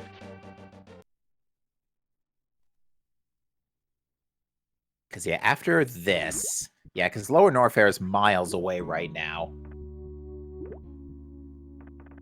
So yeah, in this scenario, it's better to come back out and then warp to Mire. And after that, let's see. After that, how do you go about? Do you just go ahead and you might as well just go ahead and beat Super Metroid? Yeah. John will still need to get the Samaria and the Quake, but that's not a big deal. Yeah, I'm more talking in Flip Heel's case, because after Dragon and Ridley, that's all 4 Super Metroid tokens. So yeah, Flip might just go ahead and finish Super Metroid after Ridley. Yeah, it would make sense. Though more commonly you'll see runners just finish up into the pass before going to Mother Brain. That's just like very common. But maybe in this case this might be an exception. Yeah, I think it's just because there's still so much left to do in A Link to the Past, and there's not going to be a good way to route in Zeb is after this point, because now that in Flipheel's perspective, again, this is all from Flipheel's perspective, because Ice and Mire are already done, and those are probably your two easiest highways back to the Dark World for the rest of your Link to the Past dungeons.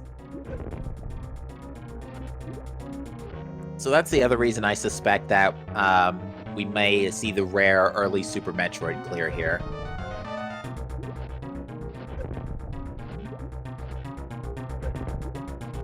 I think Flipheel's too high now. Never mind. Definitely burnt a lot of health on that, though.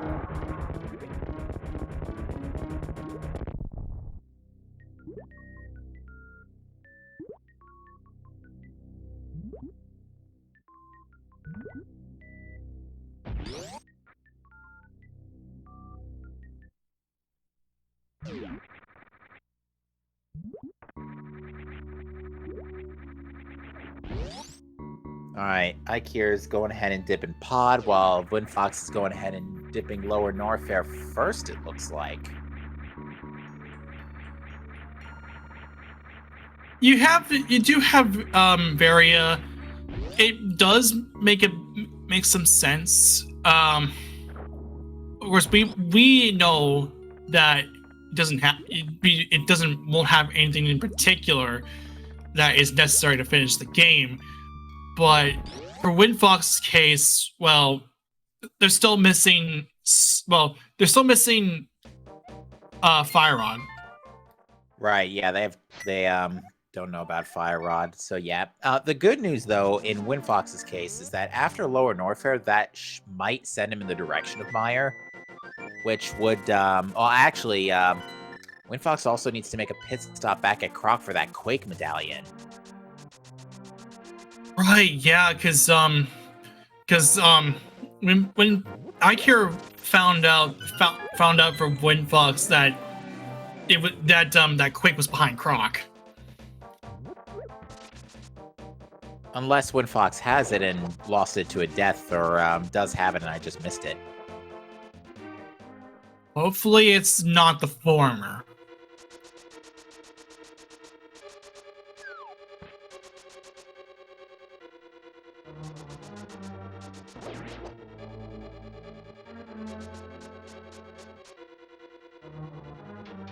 Ikir will go into Ice Palace, searching for the Fire Rod. So yeah, we were able to get away without Mir, and you could have gotten away without flippers today with fake flippering to Ice, but overall, yeah, this seed kind of tough to tell because of the whole co-op aspect, but honestly, I don't think the seed was too bad. Like, you were going to fall into the Fire Rod eventually if you were just going to be clearing your crystals and token dungeons.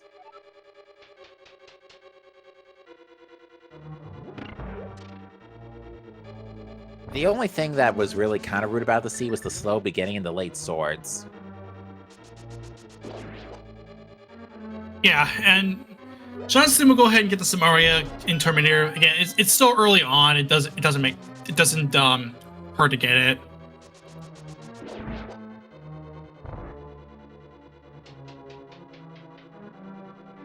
And given the fact that you need to hit a Mire anyway for the Fire Rod, this makes a whole lot of sense.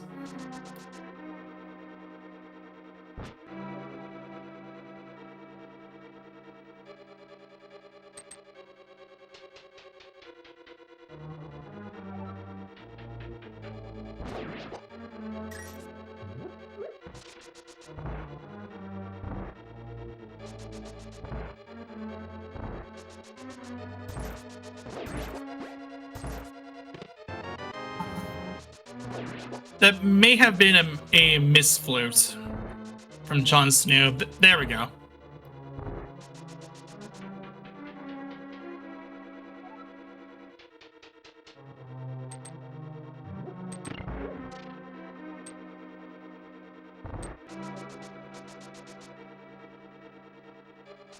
Had to make sure that the Merodactyl didn't get in the way, because since Quake won't be able to take out that the Merodactyl once it's in the air. So yeah, as I think Render Yuzu had said earlier, yeah, Flip's gonna do Link to the Past first here instead of just finish up Super Metroid. Isn't gonna go to Ridley yet. It makes a whole lot of sense considering the fact that it's more common to do Link to the Past first than Super Metroid.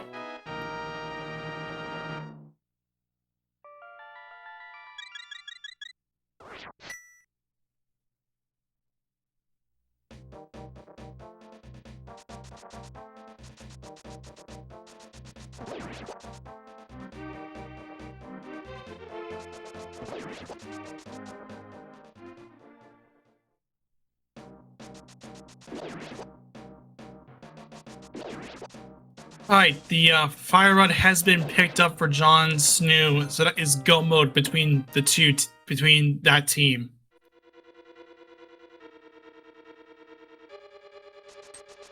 Yeah, that makes sense.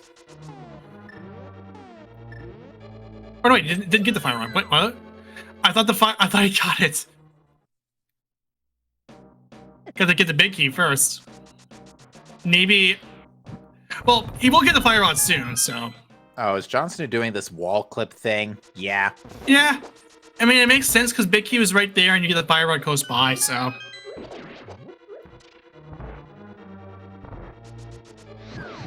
What will they find next in these games? We're still finding tricks, 30 plus years later. All right, now it's power go mode for the team of Flip, Heel, and Jon Snow.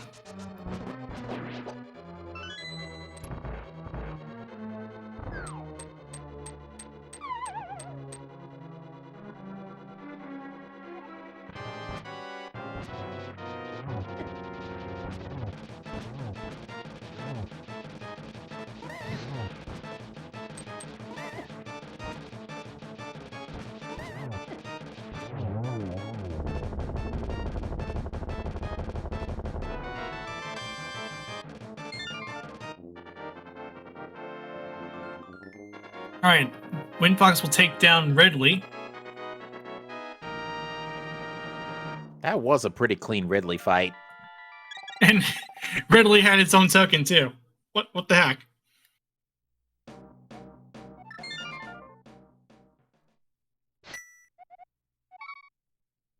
The energy tank wasn't randomized either. Seedbot, what are you doing? Panel to play on Sawhawk Bot. What are you talking about? Right. I keep forgetting the bots are different for every rando these days. I mean, Sawhawk Bot does the race time for SMZ3.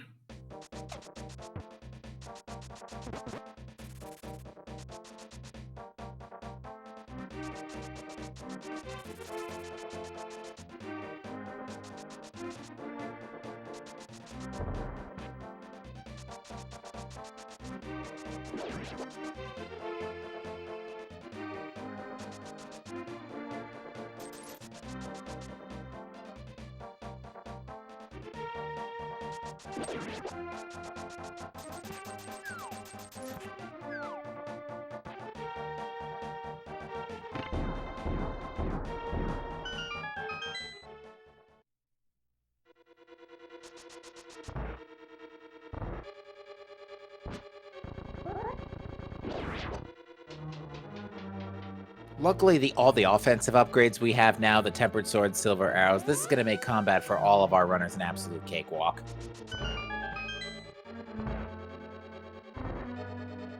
All right, that's Jon Snow gets the Super Metroid token, and we'll head into Lower North Fair to try to take out Ridley.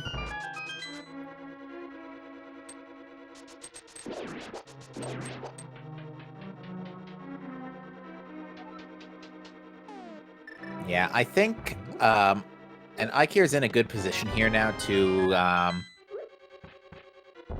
oh, Ikir is going back to Pod. I thought he was going to go ahead and go for Meyer at this point, but is electing not to. Is going to, I think this is turning the green pendant. Actually, no, wait. No, Ikir fluted out from the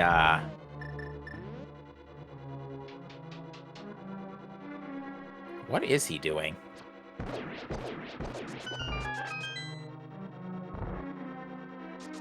I guess pyramid catfish?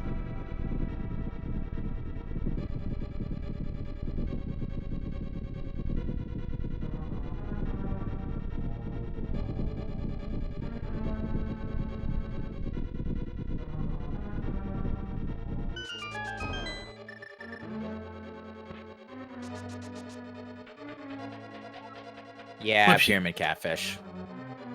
Yeah, it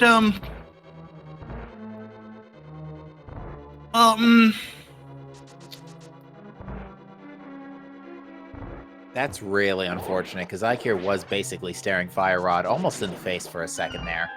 yeah, it is a tricky situation, especially when you don't have mirror and your teammate does, and you don't and in the case for Windfox and iCure, they don't even know that swamp is empty. Yeah, well, in Ikir's case, he doesn't have mirror, so luckily he doesn't have to worry about burning time there yet. Yeah, I'm more concerned. I'm more just concerned about Windfox as opposed to iCure. Mm-hmm.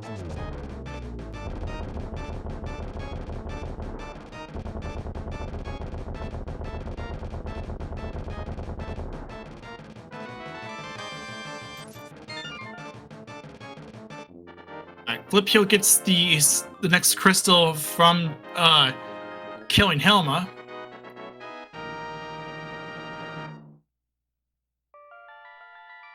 That's 6 crystals on the board for Flip Heel, and we'll be on the way to the 7th in Turtle Rock. And luckily, Flip Heel can practically get through most of Turtle Rock anyway, because considering that he did do this Fire Rod list. Right, and already, so just needs to go pick up the big key and the keys and whatnot on the right side, and then just basically be on his way. Oh, we are going to be heading to take out Ridley. Okay, makes sense. Okay, yeah, I see where Flip Heel's going for here. Is gonna get Ridley out of the way, come back out, then link the final bosses, starting with GT, then Mother Brain, because yeah, that is typically pretty faster. Yeah, just because it's much easier to cross games out of Link to the Past than it is crossing out of Super Metroid. Yeah, it's more common that way as well. You don't normally see Super Metroid taken care of first, then Link to the Past.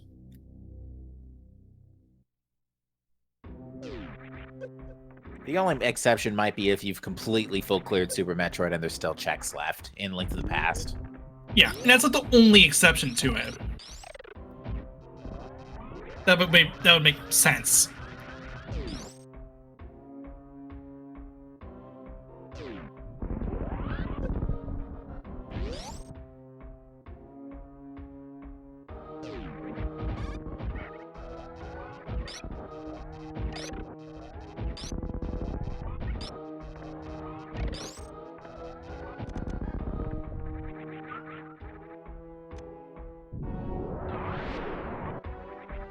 iCure will go ahead and fight Dragon. We'll have to play out the Keiko Love a little sequence here.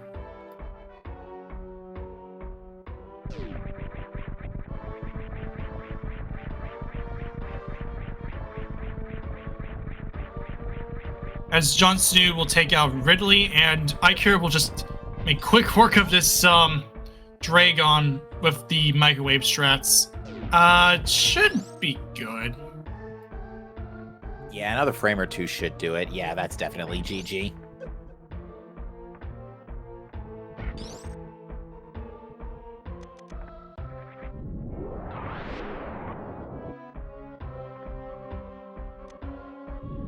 Interestingly, but we finally got to see Bubble Mountain Reserve, and it was double energy tanks.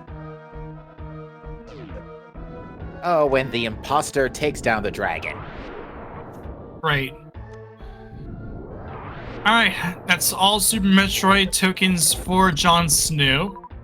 So then, after that, just get the heck out of here and just get over to TR and finish the game. well, GT and all that stuff.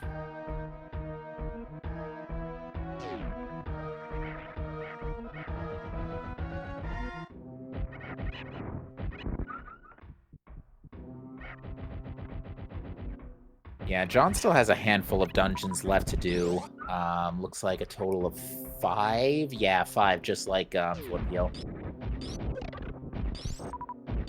Oh, except Jon Snow just had to burn into his reserves. I think was being a little too aggressive getting out of the spike floor room.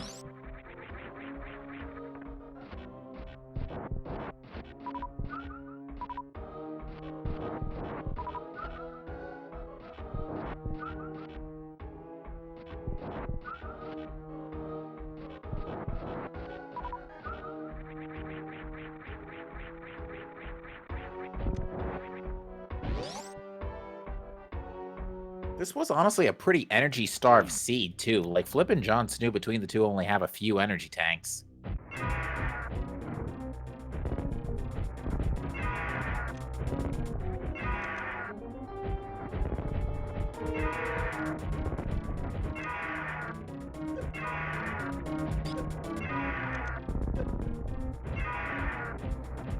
So... Wait, that's for Flipio. Flipio's way ahead. Never mind. Jon Snow took out. Yeah. I'm saying. But as I say that, Flipio takes out Ridley. So now, for real, that's all the tokens. I mean, to be fair, both runners have got all their Super Metroid tokens.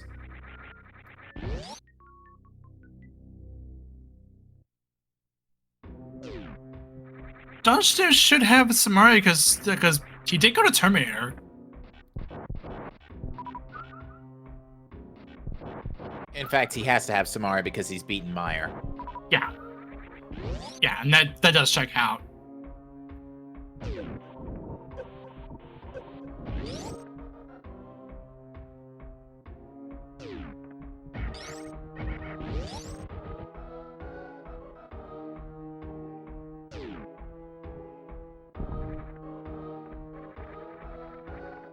But yeah, you can see Jon Snow is playing this very, very carefully right now, just due to having low HP. Finds the 4th bottle, but that is not what we're looking for right now, and unfortunately is 1 power bomb short and multiple super missiles short from pulling a crystal flash.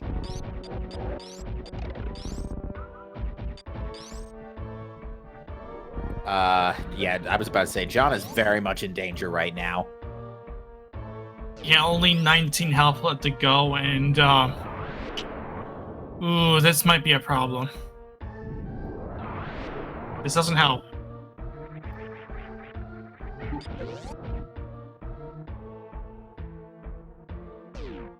Yeah, I think John's just gonna have to fire at the 3 Musketeers from below here. This is pretty much all that's available right now, because even the 20s aren't gonna save you. Those guys hurt. I mean, every time you kill one of the 3 Musketeers, you do at least get some health out of it, so... So you can build it up over time. With smart play, too.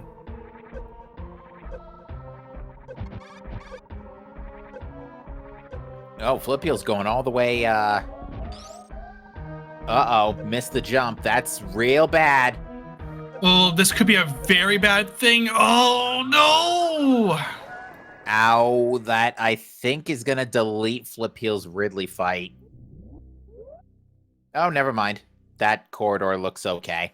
That corridor still looked pink, so never mind.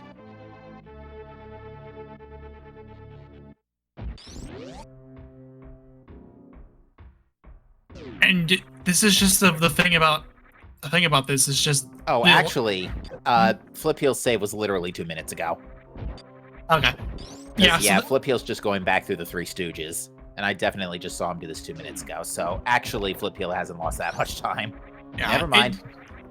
It still is some time lost. And this is kind of the thing I noticed is that Super Metroid-wise, despite the fact that we have Varia and gravity suit, we're still like very low on. We don't have a whole lot of energy tanks.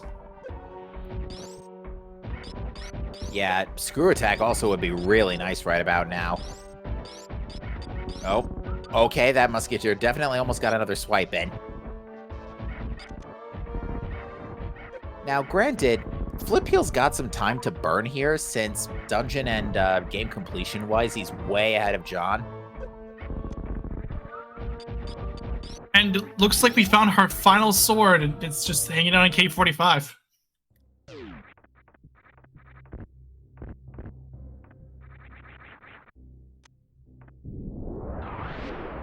Yeah, and now Ikir's heading to Meyer, and this is where the Ikir needs to be to get the to tell Windfox about the fire rod.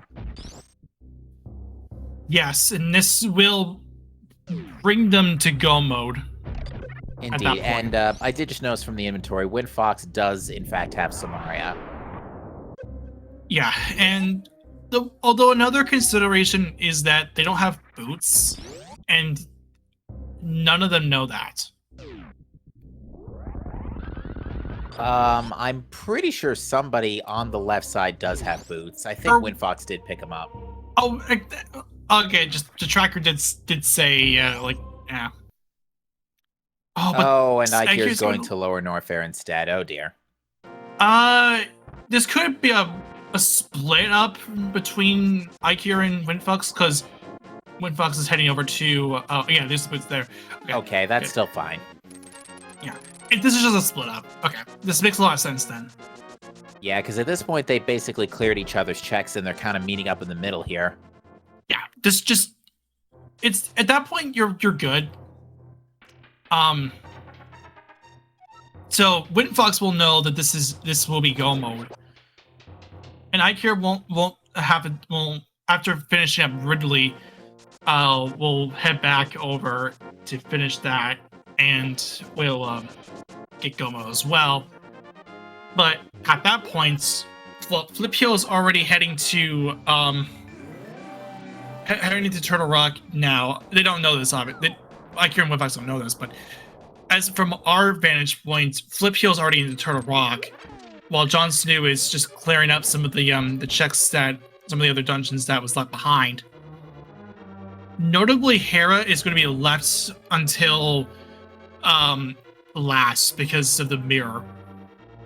In Jon Snow's case, yes. Yeah, that's what I mean.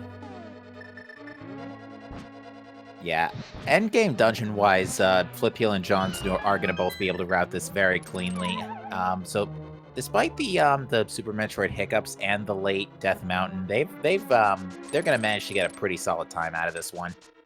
Yep, that'll be go mode for Windfox after picking up that fire rod. Yeah, we've been in go mode for like 30 minutes now. That's just goes to show what an early go mode does, is that you just end up having so much on your checklist still to do. Despite having all the items nice and early, it's like, how do you route this? Right, yeah. It's really hard to route this when you have a lot of dungeons left to clear.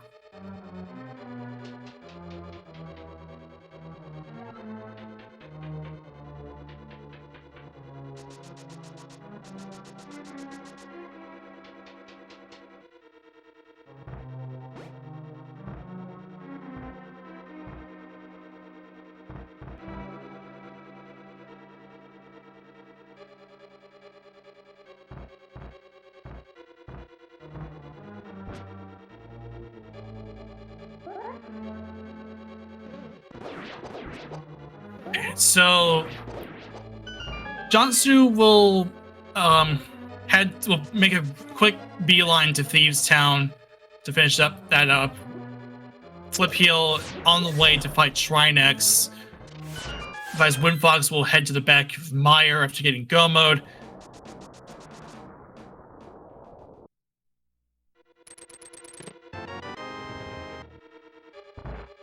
Lol, nice screw attack in the Turtle Rock big chest. Very late for that, unfortunately. Where was that when we needed it 90 minutes ago? Yeah, it's just a very...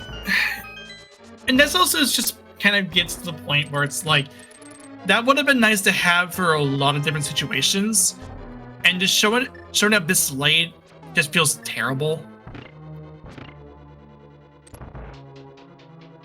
Yeah, we call those thanks game moments.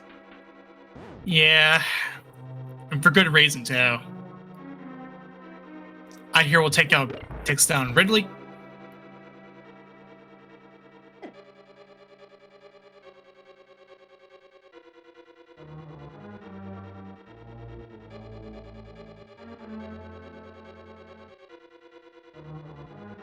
As Windfox will make his way over to Vitreous.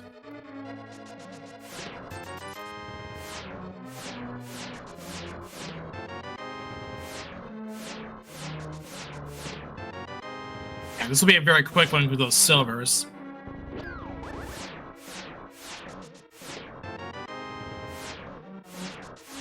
Nice of the last TR small key to show itself all the way on the bottom of Laser Bridge. Typical.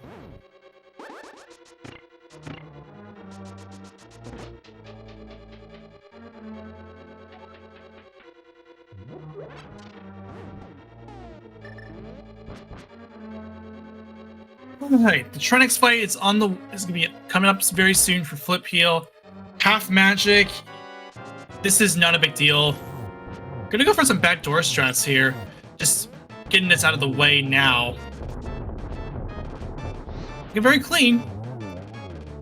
Very clean. Very, very nice.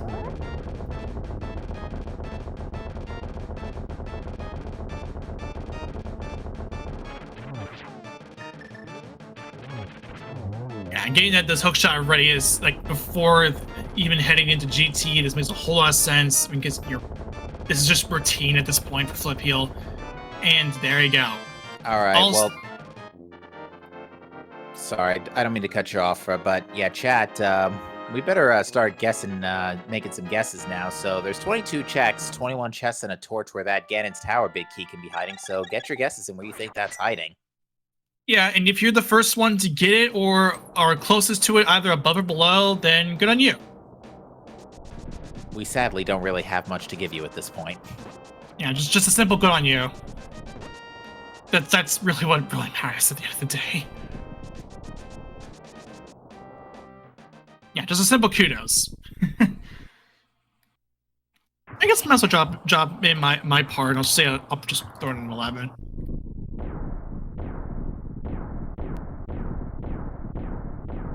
I'm going to guess a little higher and say 19, just because this seed was a little bit on the jet side, so not jet per se, but definitely faster. So I would like to see it throw a couple curveballs.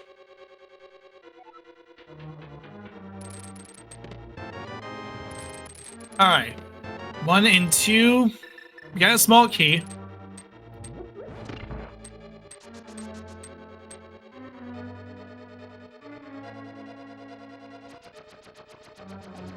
We're going for a tower room gamble. Yeah, Flip Heel, and again, and this goes back to what I was saying earlier, Flip Heel has time to spare here.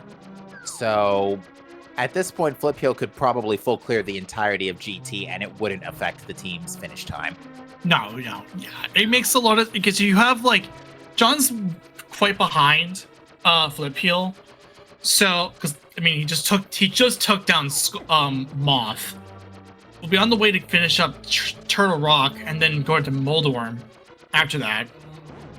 So you have time to kill here. And it's just a small key. That's 3.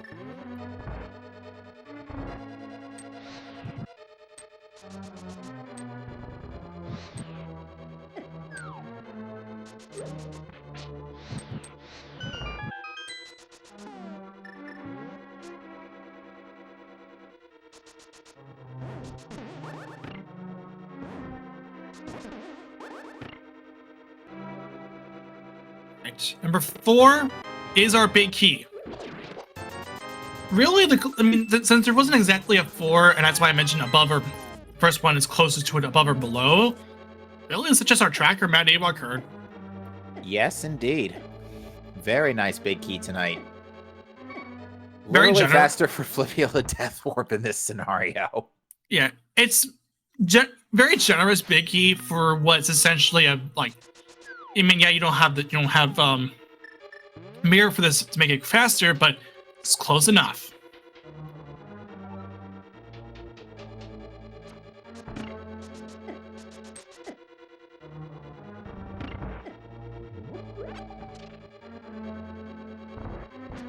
Yeah, as far as dungeon differences are concerned, Windfox and Ike are in a bit closer together.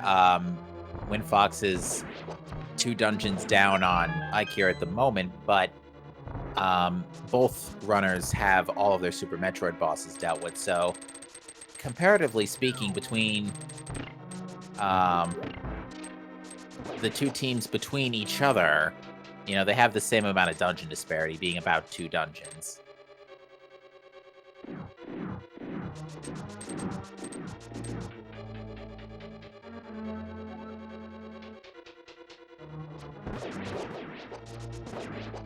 So yeah, just the tower climb at this point.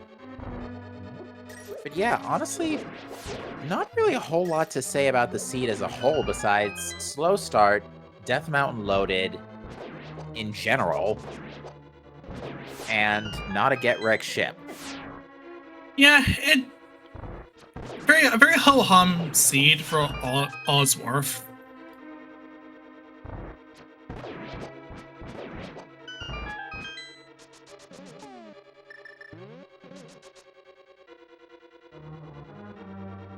Alright, so Jon Snow will going to get the big key now, heading to the back. Yeah, and the way I've been thinking, I don't even think we had to do that much in the way of hard mode shenanigans. In fact, I don't think we had to do any hard mode shenanigans today. Save for maybe a few Variolous stuff in Norfair. That was it. You could have gotten away without that, though. Right, yeah. With where everything was, it wasn't required today. Yeah, getting to Dark Death Mountain for Various Suit only needed...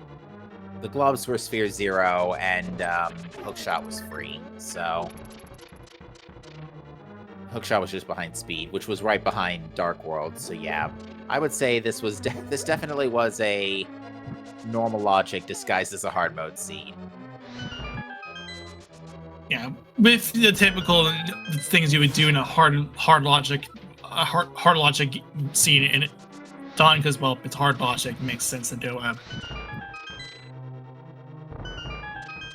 Alright, and as we were talking about this, we're at the top of GT now. What is Flip Heel looking for? Some extra energy tanks, I would bet, because Flip Heel's currently only sitting on 4 energy tanks. Still not the most ideal for Torian. That checks out, really. Yeah, like I wasn't really sure of why it was opening up chests in the first place, because it's been a Link to the Past, especially if you're like already like a tempered silvers, at that point you'd be fluffing your collection, right? Yeah, I think this is more Super Metroid insurance than anything. Yeah, and the Moldorm in the last possessions was just missiles. Which, in 2 Flip Heel's credit, did pay out with 2 total extra energy tanks. So that's going to bring Flip Heel's count, I think, up to 7 or 8 total, if you count the reserves. Yeah, if you have you got reserves in pre-Moldorm, so that makes that you have a cushion. John may be in a little bit of trouble because that's at half hard. Oh yeah. I know John has blue potions in his pocket. Should probably consider, yeah, I was about to say, it's about high time to drink one of those. Yeah, just don't risk it. In fact, I think that's the only one John has, because I don't recall how many he purchased, because it was enough to empty out the wallet.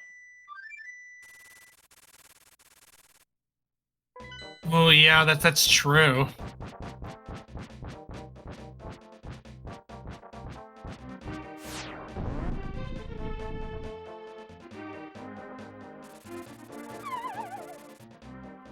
Flip Heel is going to go ahead and drop into Ganon now.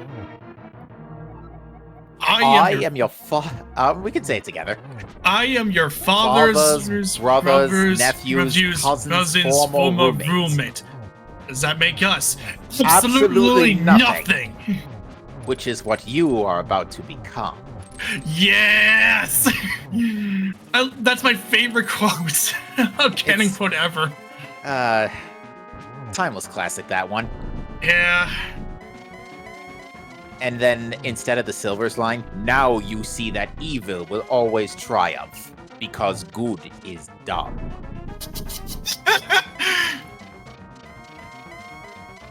Man, I wish they had I really wish they had linked Silver's quotes.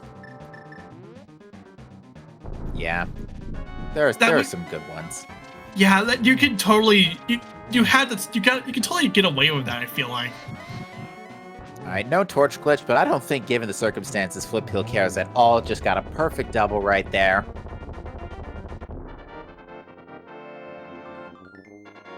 All right, single G out for Flip Hill. That's one final boss down. Just gonna go ahead and have a Turian. Jon Snow, one GT climb ends, another begins. So Jon Snow's gonna enter. We're gonna be seeing like back-to-back GTs here. Oh yeah, whew, wow. Well, I mean, first of all, right. You do have Hera.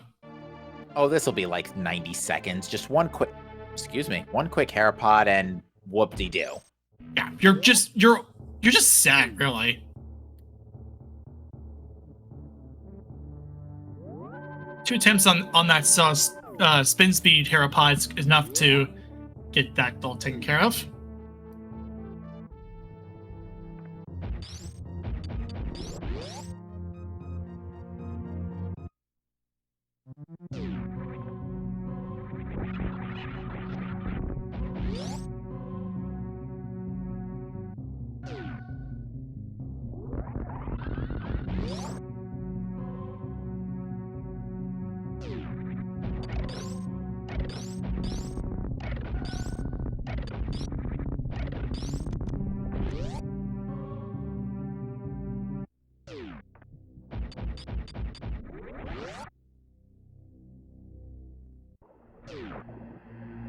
All right, Flip Hill will now enter Turian as Jon Snow takes out Moldorm.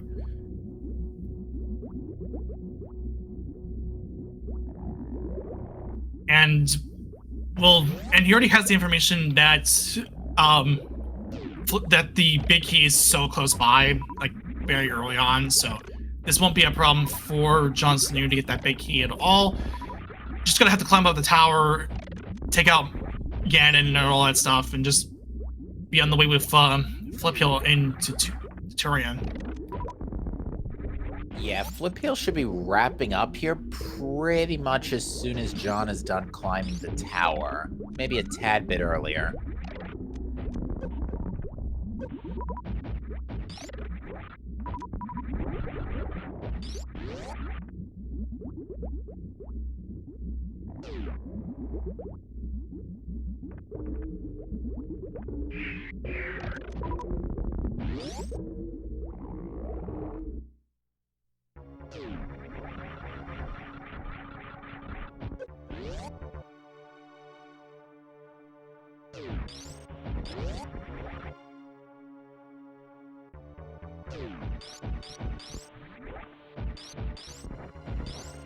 All right, we'll see what Flip Hill does with this baby here.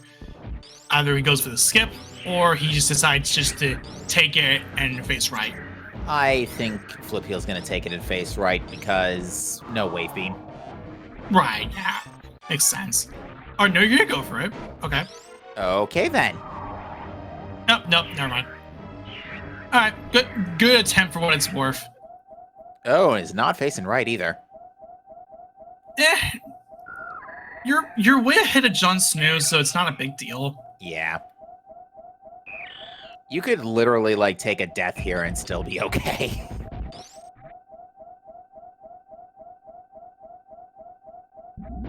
If you're in Flip Hill's shoes, but nevertheless, yeah, this He's fine. Yeah, this isn't a big deal at all. You have your again, you're way ahead of Jon Snow in this case. You can afford to take a death.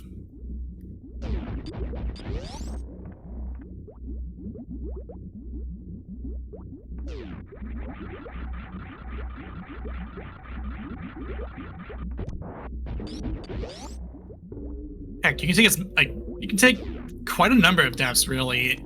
I would say. I mean, presumably if you had the Turian save portal, the Turian save. So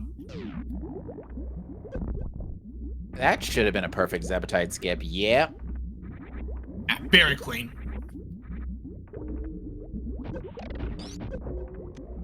And yeah, now Flippeel's running on like 7 total energy tanks with 2 reserves in the pocket, so yeah, he's fine now. Yeah, we're all set, really. Just yeah, all we gotta do. Good.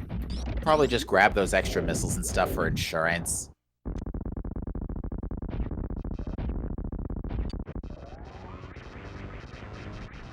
Alright. Time for a proper mode of the brain. As Jon Snow will take on Lambo 2.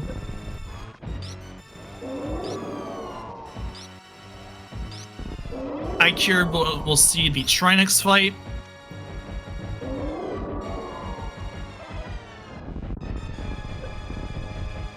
Ooh, nice catch there from Jon Snow on the last Limolas.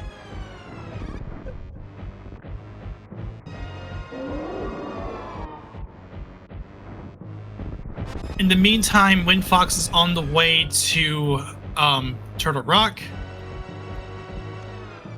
Yeah, this is like literally one thing after the other. Everybody's just kind of playing follow the leader here. Really, that leader is Flipeel. Pretty much. Because like Flippeel's going to be done, Jon Snow's going to be entering Torian, and then by that point, Ikir is going to be halfway done with GT, and at that point, Windfox is going to be entering GT. So they're just, it's kind of like just one person following after the other here in a very short, somewhat short distance parade here.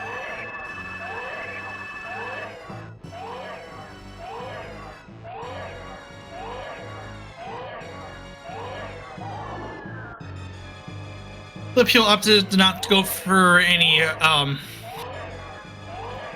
stand-up glitch things, and again, it makes sense because you're ahead of Jon Snow. You can afford, you're gonna take it. You don't need to go that fast.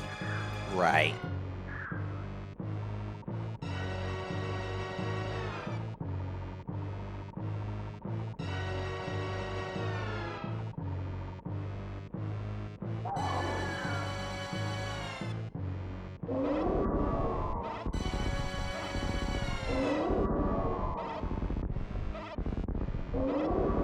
Alright, so after this baby finally does the noble sacrifice, just got one more thing to do, just overload Mother Brain with a bunch of rainbow beams. This was still better in Metroid Dread. True! Because at least with that one, it doesn't really matter about spoilers at this point, but at least at that point, Samus was fully like a Metroid. Fully Metroid, and the beam is a Kamehameha. Straight up, yes. A straight up, like, death beam.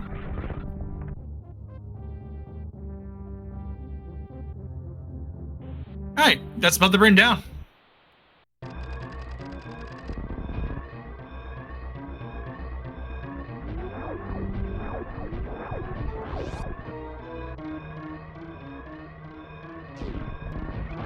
As when one final boss finishes, dies, the other one will soon take its place over on Jon Snow's side.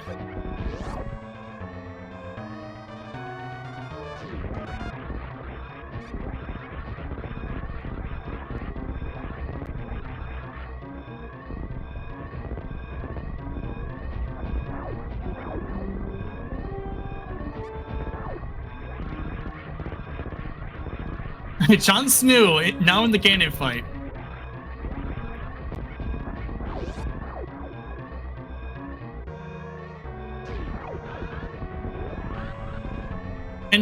And this is a bit of a reminder for those joining in. It's the last runner of the team. That's when the team finishes in general. Oh, Jon Snow is now down to half a heart and must be very, very careful here. He's going to end up using improvising with the cape here.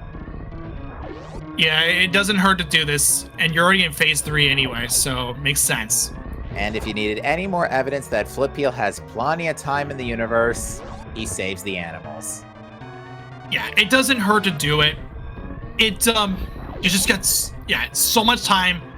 You don't go for stand up glitch. You don't do anything. You're just doing you're killing time just for Jon Snow to do whatever.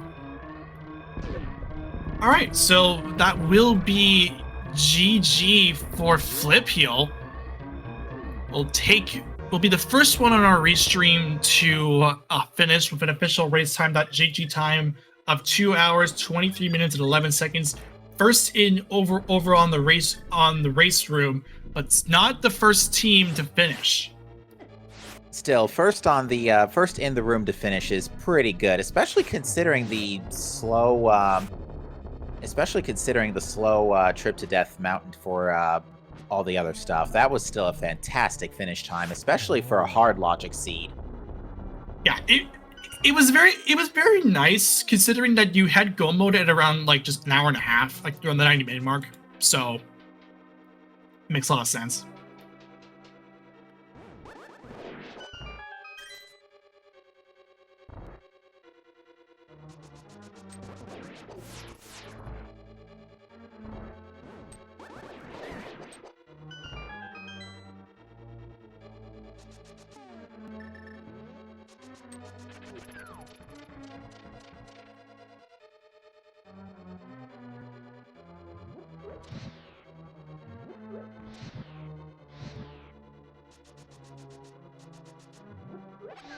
Oh, it looks like we just had another off-screen finish.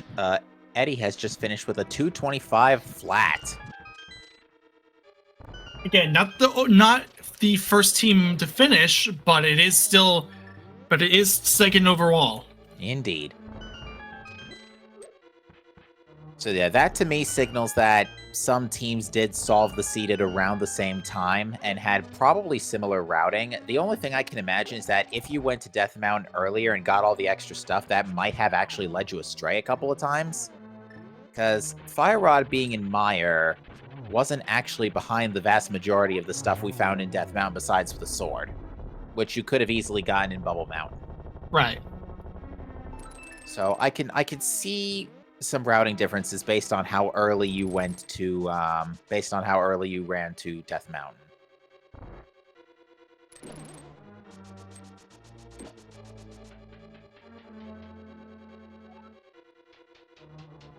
Nope, this Metroid is being a little clingy here. Yeah, just trying to get the Metroid off of them, but yeah, Ice Beam is available. Just managed to grab that one. Just managed to grab him. Oh, and I think the wall got in the way of that one. There we go.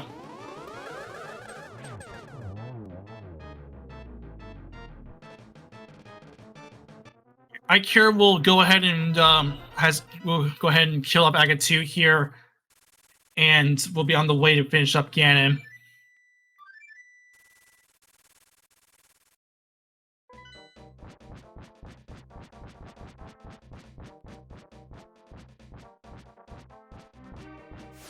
Really, these Metroids are just giving Jon Snow quite a lot of trouble here. Yeah, and of all of our runners here today, Jon Snow is the one with the lowest health, I think. I'm not sure if Jon's reserve tanks is one higher than Flipeel was, but yeah, Jon's definitely on the lowest HP for this.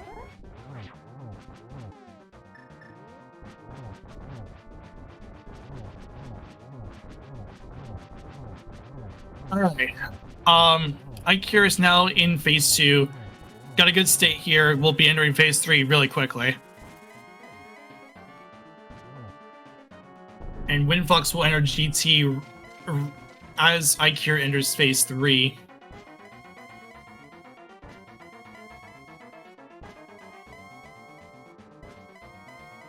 If you can cut that out, Ganon. Did we seriously have that many teleports in phase 2 or phase 3 rather? Yeah, I think so. Or wait, no, isn't it all? No, isn't it all? Shouldn't be all. I think the teleports are the same between both seeds.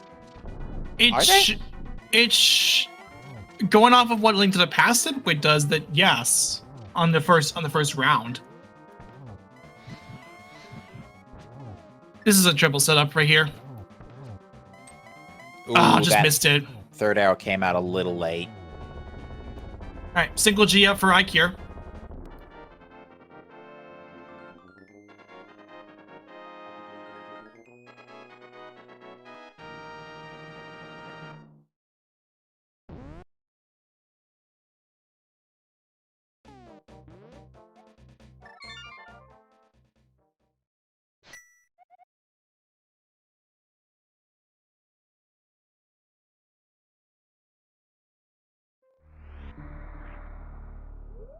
All right, so Ikir will be on the way to Turian, and just Jon Snow is just gonna go ahead and take out take out the Septites like normal. May just be a lack of confidence in doing the Zepatite skip.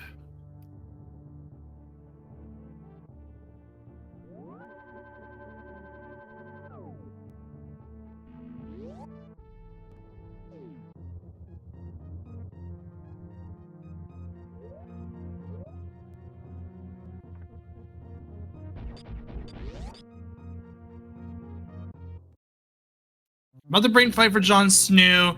Just gonna go deep with the super missiles and the plasma shots. Yeah, I can't remember how much charge ice plasma does. I want to say it's along the lines of somewhere near 400.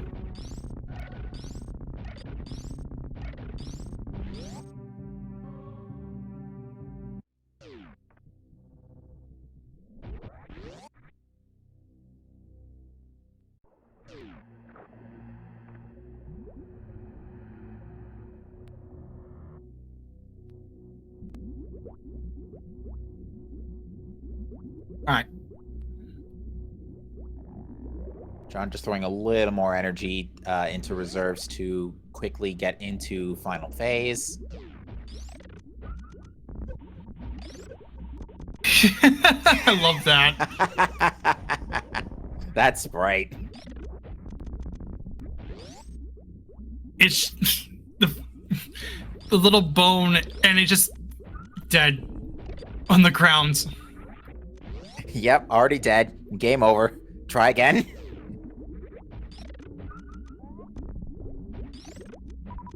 To be fair, this is like the first time I'm actually seeing the sprite like fully used and proper, because like I was originally gonna try and play SMZ3, but then with the sprite, but then I realized, oh, I am not cut out to play this at all. I don't know anything about Super Metroid.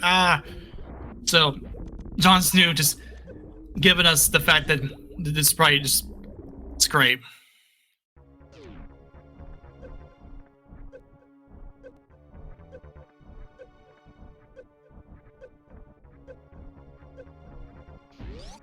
Not quite sure why IQ is deciding to burn health off of the hoppers here and not just let the baby Metroid do that for him.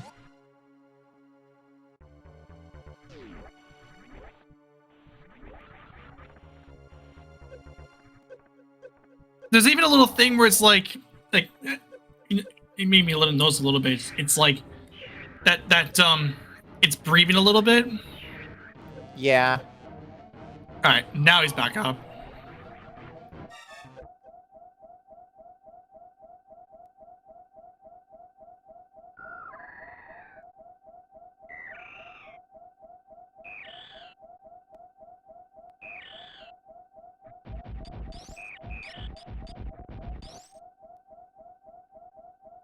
All right, that's the Mother Brain down.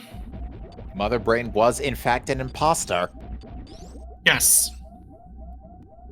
Nice teabag with the little sprite. All right, let's go. Let's get out of here. Yeah, it's about high time we put the bow on this. Honestly, this seed was... again, I wouldn't call it a jet seed, but it was still pretty fast. Yeah, it was very... I'd put it as a little ho-hum. But I mean, even if it was ho-hum, it's still pretty particularly fast, really. Yeah, you had most of your work was in the end game.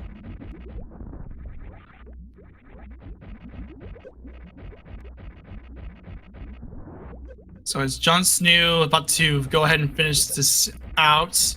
Just climbing up, doing normal stuff. When Fox will about to finish scanning, while Ikir is about to start the Mother Brain fight.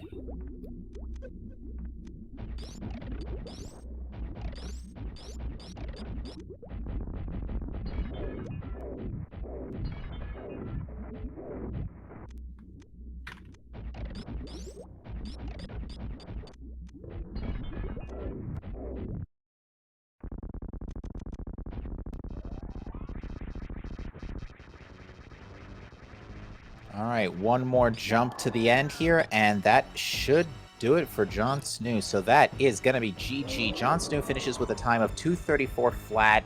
That is 7th overall in the restream. And amongst the co-op teams, that is going to be our third team to finish. We had finishes from Stashio Cat at 2:28.39. That gave Chicago Bullies of Eddie and Stashio Cat the first place team win.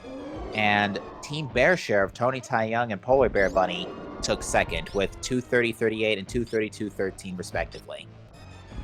With that said, we are already joined in the booth by Flipheel. GG to you, and congrats on first finish. And Jon Snow's also here too. Hello. Hello. Also, GG's. hey, John. Yeah. Be real here. Thank you for playing with that crewmate sprite. Okay, Flip will attest to this. I was just crying the whole time we were playing. I was like just dying of laughter the whole time, and I'm like, dude, I can't do anything. I'm like, I can't tell the walk animation or nothing, but I love the sprite so much. It was a fantastic sprite for sure. And I know why it's there in the first place, because Itch Factor did a Twitter post about it like a year ago. Oh, I was having a blast with the long. Morphball animation, just waiting for like any bush I could find during a boss or something was great. Oh no, and it looks like Winfox took a KO to Ganon. Ooh. But yeah, so overall, Seed didn't really throw an obnoxious amount of curveballs at you. It was a bit of a slow start. Yeah. Well, besides immediate Titans mitts, but Yeah. I was like, oh, I got mitts. I'm going to Dark World. Bye. Yeah. Flip immediately goes, you don't want the other item? Nope. I'm going to Dark World. Bye. And we worked out. We saved some time there, right? Oh yeah. I mean, I would have went back in with the bow there though if we needed it, but you pulled Fire Rod. yeah, so really the story of the Seed is you both teams, I should say, didn't go to East Death Mount for quite some time after Wreck Ship. So that ended up delaying a lot of the big stuff like the swords. Yeah. And the medallions, but yeah, Fire Rod being go mode wasn't the worst in the universe, but it was basically a have fun full clearing your game looking for it scenario. Yeah. That's one of the reasons I told Flip very early on. I was like, hey, I want you to know the moment I find flippers, I'm just going to swamp. We had the hookshot hammer and mirror for goodness, I don't even remember how long. The hammer not as long, but the hook shot you had since practically returning to Super Metroid. Right. Oh my gosh, Rex ship was loaded. It was. Yes. Hookshot, gravity, space jump. Yeah, I it had never a lot got of to goodies. find out what the Varia color was. No, we didn't. It's unfortunate, really. Gravity first. Although I would have thought that in line with maybe Metroid Dread, the power suit crewmate sprite would have been blue, Varia yellow or orange, and then gravity purple. Yeah, starting with yellow was weird. But at the same time, oh man, if you, not to do sellout or anything, but if you watch on my side, the moment the sprite loads, I'm leaning back in my chair. I'm gone already. I felt bad for Flip. He had to deal with my laughter for 2 hours. And over here, I'm like, yes. It wasn't that bad. Although the best was at the end. He's like, Flip, you got to see this when the Metroid was eating a dead body. It knew it was a little sus, I guess. Flip, you didn't get to see it, but whenever I killed Dragon on the way down to get Quake, I just went into Morph Ball in the bush and I just started popping up in random spots behind the bush as the Among Us sprite, because you can't see it in Morph Ball like at all. No, you can't. It's literally 1 pixel thick. It's literally a vent. That's all it is. It's just a vent. It's so good. That's why I love the sprite so much. It's so good. It's so flipping cool. All right, we did get a finish for Mike here with a 238.11. Looks like our finishers are starting to really come to life here. So it seems like everybody kind of solved the seed at roughly the same time. So it looks, and especially with co-op at being able to communicate everything, it seems like there weren't too many confounded or confusing moments of the seed.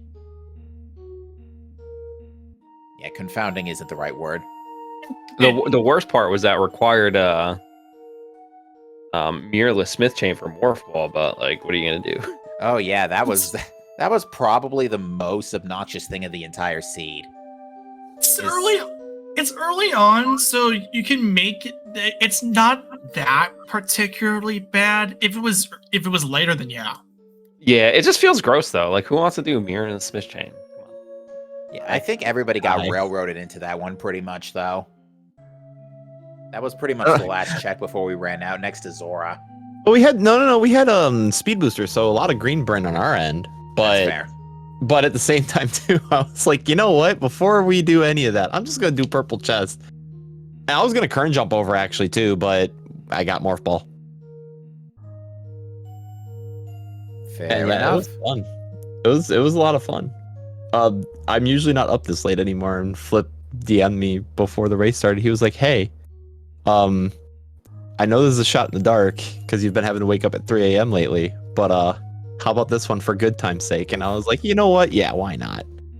You say waking up at 3 a.m. I know exactly how that feels. Dude, it sucks.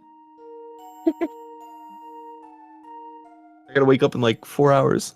But at the same time, I'll probably just stay up, actually, now that I think about it. I mean, it worked out well. I mean, Oh, yeah. I got first. If John didn't make the swamp dip, he'd probably be like, we might have even possibly edged out first. It would have been close, but yeah, that would have been a while easily if I just went straight to crystals first. this was super fun though. And like, he has this whole thing with tile room. So I was like, John, did the cape that I get in Blue Bryn, does that count as a dungeon? he just starts dying. Yeah, dude, so you did tile room and got a small key. I saved you, man. It worked out for you. All right, I didn't have to touch left side because of it, so it worked out, I guess. Right. We are joined in the booth by Ike here. GG to you. GG. What's up? GG. GG. So your I was contemplating about saving the animals with Flip too, but at the same time, I'm tired. I just want to go to bed. Yeah, that felt pretty good, still being able to get first with the animals. I was like, you know what? No one else is done yet. We're going for it. Oh, we straight up agreed to doing it whenever, like if we were towards the bottom or towards the top, we were like, we're gonna do it because we're on the restream, because good times. It just so happened that Flip was first. At this point, Windfox will be wrapping up in just a couple of minutes. He just wrapped up baby sequence, so next up is Mother Brain on his end. So, Iker, your thoughts on the seed? Oh, mistakes were made. That's all I can say about that. Oh no, like what? When we did Bryn, we got the morph ball, and I did head up to Kraid, and then it's like, okay, I'm gonna go do Wreck Ship now while you degree Bryn, and he found like Samaria and stuff over there.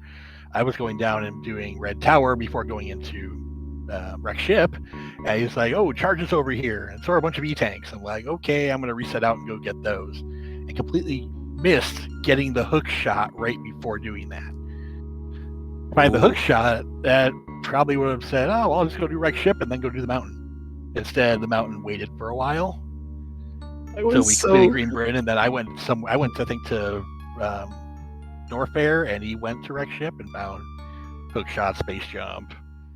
I'm not even gonna lie. I was like tweaking whenever I did the Shine Spark overing. I was like, oh cool, hook shot.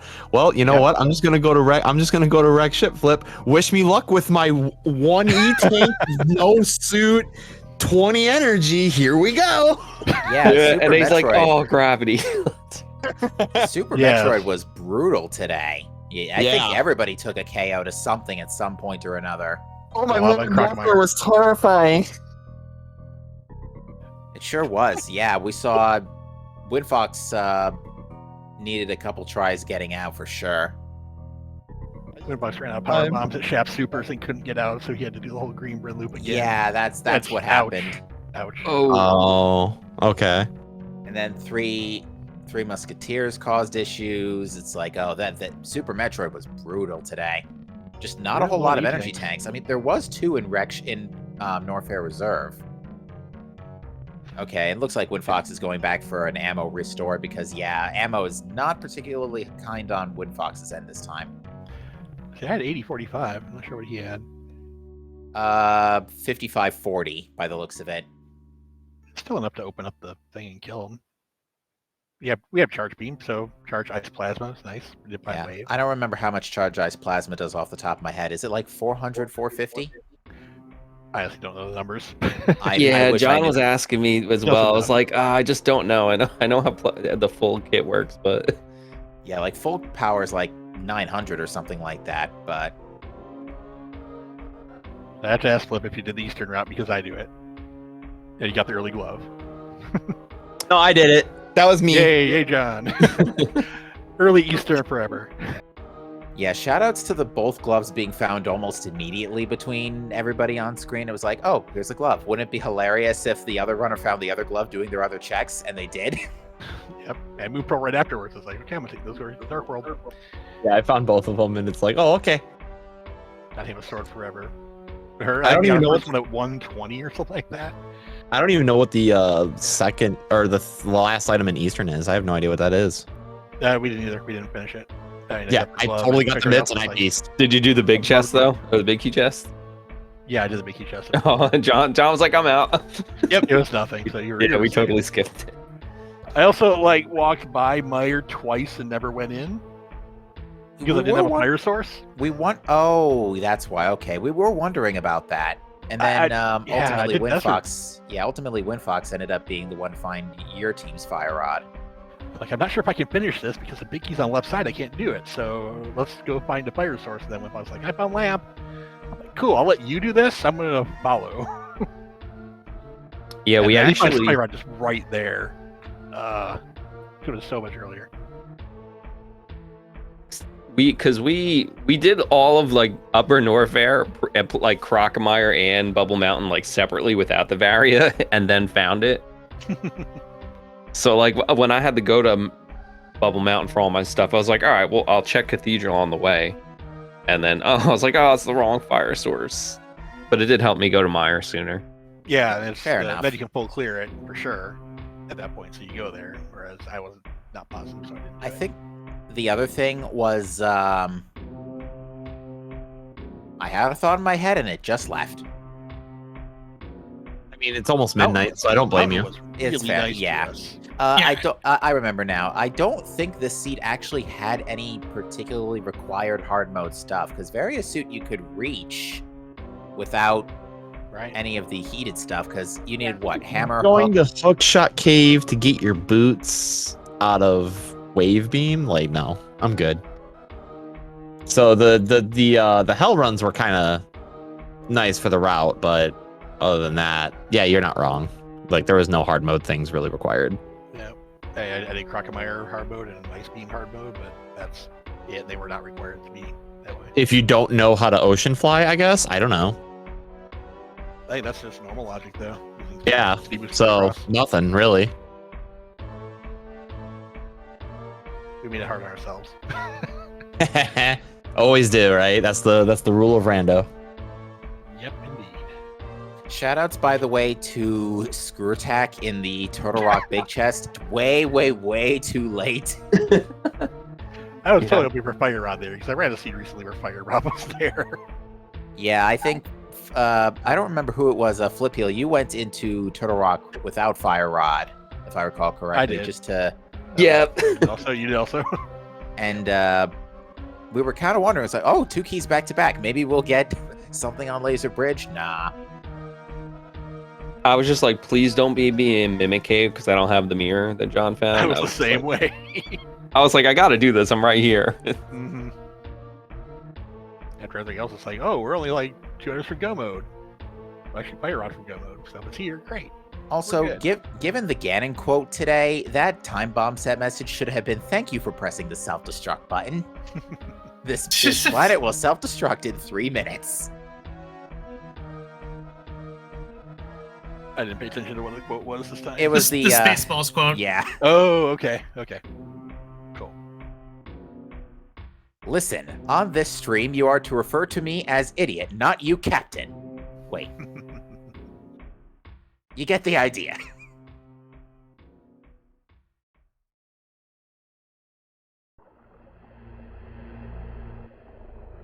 Wait, does Windfox now? Where's Space Windfox? jump? Yeah, I was about to say, where's Windfox now? Is he done? Oh, he finished. Just wrapping up. Just Nice. on the restream end. Yeah, he's climbing, about to hit the Torian shaft. I'm just curious. He doesn't have space jump on. That's weird. Yeah, he picked it up. Or he told me it was there. So I It's on. He has it on. It's on. Yeah, y'all Sure. y'all are seeing things. I see Samus spinning at Mach 40. Oh, I don't know. Oh, you know what it is? I have the window minima. It's like small. Oh, fair. Oh my gosh. The moment I got space jump, oh man. I calmed down a little bit, and then I got space jump and I started losing my mind again for the Among Us The fight. flipping visor again. I hear Oh ya. dude, it's so smooth. Why is that animation so smooth? All right, Windfox will finish with a time of 2:50.16, and that is going to conclude the race today, folks. GG's, Windfox. Yep. GG. GG. But oh man, the Among Us, dude, that made my night. Just doing the dumb things that I was doing while waiting for bosses to die.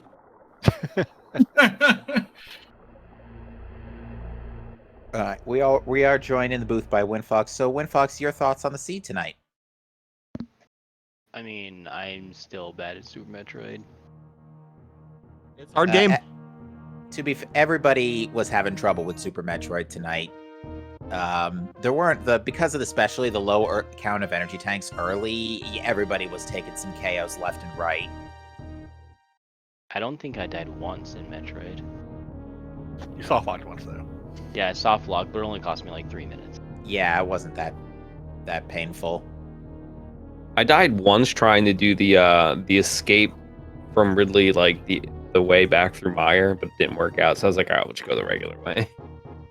Dang, I don't think I died. I just had to really take my time and be slow and be a wuss. Yes, you did have to. You did play your Norfair escape very slowly. I do remember that. Oh yeah. I was at 10 energy.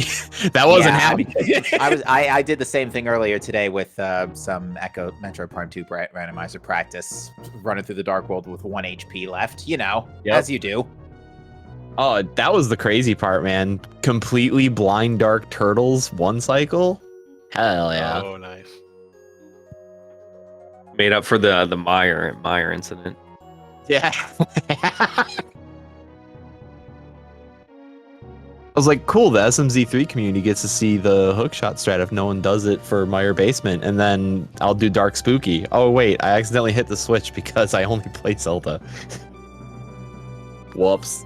I mean, I will say it was nice to go mode 10 Zelda dungeons or whatever it was. Holy Yeah, crap, you're not wrong. It was a long go mode today. Like, we were at go mode, Flip and John, you were in go mode at the 130 mark, I want to say. Oh, Sounds like about that. right.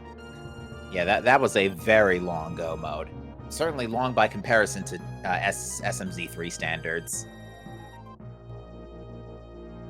Forever. Flip Yeah, was like, usually "How you many get to that dungeons got last left?" item and it's like it's the last thing you find, but it just kind of was in one of the dungeons we did early. So Now the co-op, your partner does all the dungeons and just tells you where everything is. I think I had every dungeon done. Except for Run up Meyer. the VOD, and I Fire. just see it among us spray flipping. although Iker and Windfox, John just would like to let you know that Swamp Palace was indeed empty. Oh, it's fully empty. Oh no. Yes. We were thinking that in this there is a good chance. At that point, it was Fire Rod Hunt, and it was just came down to is it in this giant pile of dense checks here? But evidently not the case. Although we were thinking pedestal, especially after Lamp showed up. Oh, I am a big time if the sphere is deep enough and it's horrible enough of a dungeon that people don't want to do it. I'm gonna do it. Oh yeah. Oh my god, the amount of times I accidentally activated X-ray too. Oh man, it's all coming back to me. Oh, I wanted to reset out of that X-ray so bad. I was hoping Eastern had nothing, but I got the glove. I'm like, curse you! I had to keep that X-ray now. It's so bad. I was like, crap, that's our first power bombs, isn't it? Oh, I would have reset out of that. We can find more. oh, I would have too. Glove, But the glove, I nits. can't reset out of. No. At this point, I don't have anything else I want to add. Runners, is there anything else you want to say about the seed before we close things out tonight? Oh, thank you for the restream, Captain MD, Press Surrender, and Grace Gamer, and Mediwa Games on tracking. Maddie Buckard. Mediwa Card. Change the name on Discord. But yeah, thank you very much for the restream. I appreciate it. Yeah, thanks for all that, and I guess thanks Windfox for challenging us. Otherwise, I probably wouldn't even bother with the restream. But he's like, "Come on, Flip, do it." So I was like, "All right, let's go." And it was I fun. wouldn't even. Like whenever Flip DM'd me, I wouldn't even have bothered really either. I was getting ready to play more Path of Exile and then go to bed. I've been working 4 days straight. Oh yeah. Well, not 4 days. It's not like 4 days straight. Oh I no, hear ya, 8-hour yeah. shifts wet. It's 4 days straight, 16-hour shifts. So I want to go to bed. Fair enough. But then, Get some but sleep. I haven't hung out with the homies in a while. So Yep, good seeing you. Yeah, well, folks, the next time we come back will be, assuming it gets a restream, the Friday race, December 16th, 8 p.m. Eastern. That is a hard Logic 774. And then for the rest of the weekend, we've got the 17th at noon, Saturday, Eastern time. We've got normal 553 Fast Ganon. Sunday the 18th at 3 p.m. Eastern, hard 774 Fast Ganon. And then on Monday the 19th at 9 p.m. Eastern, normal 774. So stay tuned to the Speed Gaming channels and schedule to see when any of those races will be brought to you folks here. And, all the shout-outs have already been given, so Professor Render, thank you so much for letting me join you in the booth this evening. Oh yeah, it's always a great time to have commentating with you, man. And with that said, folks, again, thank you to our trackers, Maddie, Walkert, and Craze Gamer for their help tonight. Thanks to Speed Gaming for having us here. Thank you, folks, for watching. Have a great rest of your night. We'll see you next mission. Take care. Take it easy.